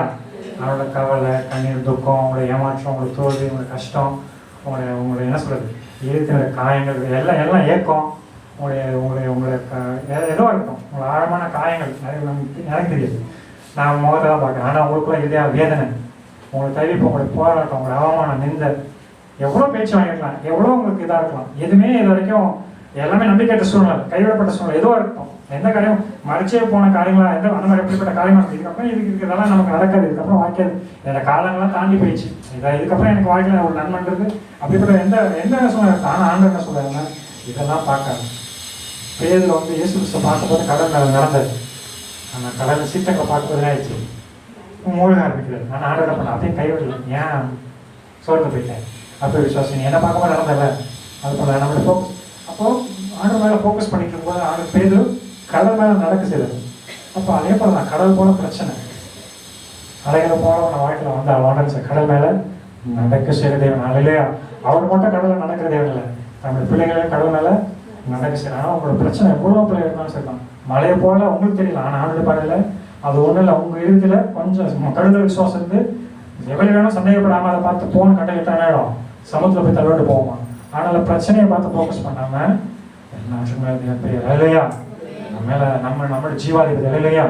நாம் அவருடைய சொத்து, அவருடைய சம்பத்து, அவருடைய வேலை. அவர் என்ன சொல்றாரு, நீ என்னுடையவன். அதை சிலுவையிலே நம்ம அந்த அன்பு விட்டு இந்த பாவம் தான் பிரிச்சிச்சு. அவர் என்ன பண்ணிட்டாரு, பிள்ளைங்க இறக்காம என்ன பண்ணார், நம்முடைய இறக்க வந்து அடிபட்டு நொறுக்கப்பட்டு ரத்தத்தெல்லாம் சுற்றி நம்ம மீட்டுட்டார். மீட்டுக்கு என்ன பண்ணுறாரு, நீ என்னுடைய என்ன பண்ணுறாரு, நம்ம மீட்டுட்டார். ஆனாலும் ஏன்னா அதுக்கு அந்த பாத்திரம் உண்டான மரணத்தில் மீட்டுட்டார். ஆனால் நம்மளுக்கு மரணமும் கிடையாது, நமக்கு நித்திய வாழ்நாள் கொடுத்துருக்காரு இல்லையா? அந்த உலகத்தோட நம்ம வாழ்க்கை முடிஞ்சு போடல. இனிமேல் ஆண்டவங்க ஆசிரியப்பாரு, மறுமையில் ஆண்டவங்க ஆசிரியப்பாரு இல்லையா? அதாவது சீக்கிரத்தில் இந்த தேச நோக்கம் நீங்க போவோம் இல்லையா? அதனால ஆண்டவர் வந்து அவர் உயிரோடு எழுந்தது போல நம்ம என்ன பண்ணாரு, சீக்கிரமா வரப்படாது நாமே. அதனால தேவன் என்ன பண்ணுவாங்கன்னா கூட சேர்த்து நாட்கள் சீக்கிரமா வருது. அதே மாதிரி பூமியில் ஆண்டு என்ன பண்ணாரு, உங்களை ஆசிரியப்பாங்க, கம்பீரிக்க பண்ணாரு இல்லையா? உங்களுடைய துக்கம் சந்தோஷமா மாறும். அவரே கத்திலே உங்களுக்கு நித்திய வெளிச்சமா இருப்பாரு நாமே. அதனால அந்த பாவத்தை ஆண்டவர் என்ன பண்ணாரு, மரணத்தையும் ஜெயிச்சிட்டாரு, சாபத்தையும் முடிச்சிட்டாரு, வியாதிகள் குணமாக்கிட்டாரு. இந்த பாவத்தோட பேக்கேஜ் தான் இதெல்லாம். இந்த பாவம் சாபம் இந்த சாபம் மரணம் ஏதோ ஒரு பேக்கேஜ். இந்த பாவத்தோட பேக்கேஜ், இந்த பேக்கேஜ் எல்லாத்தையும் என்ன பண்ண சிலையில எல்லாத்தையும் ஜெயிச்சிட்டாரு. உங்களோட சாபம் என்னோட சாபத்தை ஆல்ரெடி ஜெயிச்சுட்டு நம்ம ஜெயம் கொடுத்துட்டாரு, விடுதலை கொடுத்தாரு, ஆசிரியத்தை ஏற்கனவே கொடுத்தாரு. ஆனால் நீங்க என்ன பண்ணலாம், அதை நீங்க சுதந்திரிக்க வேண்டியதான் அது இல்லையா? அதனால நீங்க என்ன பண்ணலாம், இந்த ஆசிரியத்துக்கு நீங்க ஏங்க வேண்டாம். ஆல்ரெடி அவருக்கு கொடுத்த நம்ம பிள்ளைங்களுக்கு அதான் சொல்றேன், அவர் நம்முடைய தகப்பன், அவர் நம்முடைய பிதா இல்லையா? நம்ம அவருடைய பிள்ளைங்க. அவர்கிட்ட போய் கெஞ்சி கொடுக்கணும்லாம் நம்ம போய் அப்பா அம்மா கெஞ்சிட்டு உட்காந்துருப்போம். அப்பா அதை செய்யுங்க செல்லமா கொஞ்சம் இல்லை. ஆனால் இது ஒன்று கெஞ்சிட்டு இருக்கிறோம், கொஞ்சம் இதுமே கேட்குறோம் அது இல்லையா? நீ போய் பிள்ளை அப்பா கேட்டால் கல்லை கொடுப்பானா, மீனை கேட்டால் பாம்பை கொடுப்பானா. பொல்லாத மனுஷன் பெற்றோர்கள் வந்து உங்களுக்கு நன்மை செய்ய இருக்கும்போது பரமத்தில் அவங்களுக்கு நன்மை செய்ய மாட்டார், கட்டிட மாட்டார் ஆண்டு சொல்கிறார் இல்லையா? ஆனால் நமக்கு யாவே சுதவடிக்க தேவன் நாமே தன்னுடைய குமாரனை இயேசு கிறிஸ்து நமக்கு சிலுவையில் ஒரு அன்னைக்கு ஆபிரகாம் வந்து சொல்லிச்சாரலாம். ஆனால் ஆண்டு என்ன பண்ணாரு, தன்னுடைய குமாரன் ஒரே புத்திரன குமாரனை நமக்கு அவரே கொடுத்தாரு. வேற என்ன அவருக்கு நமக்கு கொடுக்கக்கூடாத காரியங்க இருக்கு இல்லையா? அவ்வளோ நேசி. ஆனால் நம்ம ஆழமாக தியானம் தான் அவரோட அன்பு புரியும் ஆமே. அதனால் அவர் நமக்குள்ள என்ன செய்யணும், நமக்குள்ள ஃப்ளோ விரும்புறாரு. அப்போ ஆண்டவரே எப்போதும் நம்ம ஆவியோட சேர்ந்து இருக்கணும். அவரோட கணக்கில் இருக்கும்போது என்ன பண்ணுவாங்கன்னா, இங்கே வந்து உங்களை மட்டும் ஆசிரிச்சு உங்களுடைய வேண்டுதலை மட்டும் ஆமைண்டும் கேட்டு உங்களை மட்டும் ஆசிரியக்காம என்ன பண்ணுவாங்கன்னா, நீங்கள் போராடலாம் உங்களை மாதிரி வெளிச்சம், நீங்கள் போராடலாம் உங்களை கொண்டு ஜீவ தங்களை அடி போடப்பட்டு இதுதான் அவனுடைய சித்தம். இதான் ஆண்டு விருப்பம். தான் பிள்ளைங்களை ஆண்டு என்ன பண்ண அநேக ஆசிரமம், என் பிள்ளை உயர்ந்த ஸ்தானத்தில் இருக்கணும், எல்லாருக்கும் ஆசிரமா இருக்கணும் தான் பெற்றோர் விரும்புகிறோம். ஏன்னா நான் பட்ட கஷ்டம் பிள்ளைங்க படக்கூடாது, அது நல்லா நேரில் இருக்கணும், நல்லா உயர்ந்து இருக்கணும். நம்ம எவ்வளோ பேர் நம்ம நினைக்கிறோம். நம்ம அப்பாவுக்கு எப்படிப்பட்ட இல்லைன்னா, என் பிள்ளைங்க என்னை விசுவாசிக்கிறவன் என்னை காட்டிலும் இதே காரணம். அப்போ நம்ம விசுவாசம் தேவன் மேலே இருக்கணும் இல்லையா, அவருடைய வார்த்தை மேலே இருக்கணும் இல்லையா, அவருடைய சிலுவை நமக்கு செய்து முடித்தாரே அது மேலே இருக்கணும் இல்லையா. அதுக்காக நன்றி சொல்லணும். நீங்கள் கேட்க வேணாம், நீங்கள் செய்து கொடுத்தாக்க நன்றி சொல்லி பாருங்க. அதான் விசுவாசம், அதான் விசுவாசம் அறிக்கை. நீங்கள் ஆல்ரெடி எனக்காக இந்த நன்மையெல்லாம் கட்டளிக்குது, உங்களுக்கு நன்றி. உங்களுக்கு ஒரு வழி வேதனை வருதா அதை பார்க்காது. இந்த பலவீனத்துக்காக நீங்க வந்து எனக்கு அடிப்பட்டீங்க, உங்களுடைய தழும்பலால் குணமாகிறேன், உங்களுடைய சுகத்துக்காக நன்றி. என்ன சொல்றீங்க? சுகத்துக்காக நன்றி. எப்படி பேர் கடலை பார்க்காம இயேசுவை பார்க்கும்போது கடல் மேலான நடக்க செய்தாரோ, உங்க சூழ்நிலை மேல, வியாதி மேலேயோ, உங்க பலவீனத்து மேலேயோ, உங்களுடைய தோல்விகள் மேலேயோ நீங்க அதை பார்க்காம, டாக்டர் சொல்ற ரிப்போர்ட்டை பார்க்காம, மனுஷன் சொல்ற நெகட்டிவான பேச்சு அது மேலே ஃபோக்கஸ் பண்ணாம, உங்களுடைய பலத்தின் மேல, உங்களுடைய சொந்த அறிவு ஞானத்து மேலே நீங்க உங்களுடைய அனுபவத்தை பார்க்கணும். ஆண்டவர் மட்டும் பாருங்க. நீங்க கொடுத்த சுகத்துக்கு நன்றி. நீங்க இதை பார்த்துட்டே இருக்கும்போது என்ன பண்ணோம்னா, அதை பார்க்க பிசாசு என்ன பண்ணணும், அதே பண்ணிட்டு இருக்கோம். அந்த வேதனை அப்படின்னு அதை காமிச்சிட்டு நீங்க என்ன பண்ணா அது தோல்வி கொண்டு போக. ஆனால் ஆண்டவர் பண்ணாரு, அப்போ ஆளுநர் விடுதலை என்ன பாரு அது இல்லையா. அவரை பார்க்கும்போது ஆண்டவர் பண்ணாங்கன்னா, நீங்க ஸ்தோத்திரம் செலுத்த செத்த நேரம்னா ஆண்டவர் வதம் உங்களுக்குள்ளாக போடப்பட்டு உங்களுக்கு சுகம் மட்டும் உண்டாகாம நீங்க போய் கொண்டு போற இடத்துல ஆண்டவர் பண்ணாங்கன்னா சுகத்தை கட்டளையிறாரு. நீங்க போகும்போதே அந்த இருள் உங்களுக்கு முன்னாடி என்ன பண்ணும், வழிவிட மழையிலையா. உங்களுக்கு போகும்போதே தோல்வி வந்து ஜெயமா முடியும், அந்த தீமை நன்மையா முடியும். ஆனால் நீங்க போகும்போது நீங்க வெறுமையா வந்துருக்காங்க. ஆனால் அவங்க போகும்போது என்ன பண்ணும், நிறைவா ஆசீர்வச்சு அநேக உங்க ஆண்டு ஆசீர்வாதமா வச்சு உங்களுக்கு கொண்டு அநேக சுகம் தருவாங்க இல்லையா. அநேக காரணம் நீங்க கேட்டுங்க. அநேக நாள் உங்களுக்கு உயிர் இருப்பாரு. நாமே நாம விட்டோம். தேங்க்ஸ். அவங்களோட வார்த்தைகளை பொறுமை கேட்டிருக்காங்க. அந்த வார்த்தை நீங்கள் உறுதி பிடிச்சிக்கோங்க. நீங்கள் போய் வீட்டில் தியானிக்கணும், அழைக்கணும். ஆண்டோட தொடர்ந்து நீங்கள் அவரோட பார்த்து பிடிச்சிக்கோங்க, அவங்க உறுதியை பிடிச்சிக்கோங்க. அவரோட வார்த்தை போக்கிய வார்த்தை இருபத்தி நீங்கள் கணக்கில் இருக்கும். நீங்கள் அங்கே போய் ஜெபிக்க அந்த இருபத்தி நீங்கள் கணக்கில் இருக்கும். எப்போதுமே அந்த எனக்கு திருப்பதி அம்மையே சாப்பிட்டு போல உங்களுக்கு பலமே சாப்பிட்டு எனக்கு திருப்பத்தாங்க அப்படின்னு சொல்லி என் இருக்கிற தியானிச்சுட்டேன். வசனத்தை நீங்கள் அழைக்கிறீங்க, எந்த சூழ்நிலையும் வசனத்தை நீங்கள் அழைக்கணும். நீங்கள் கடன் வருதா, மொத்தம் நீயும் கடன் கொடுப்பது, நீயும் கடன் வாங்காது இருப்பாய், நீயும் கடன் வாங்காது இருப்பாய், அனைத்து ஆசனம் அந்த வசனம் அவரை அழைக்கிறது. இந்த மாதிரி ஆண்ட வார்த்தை அந்த எல்லா இடத்துலையும் ஆண்ட வசனம் சொல்லி பாருங்க. அப்புறமா தரேன் அந்த சரி. ஆமே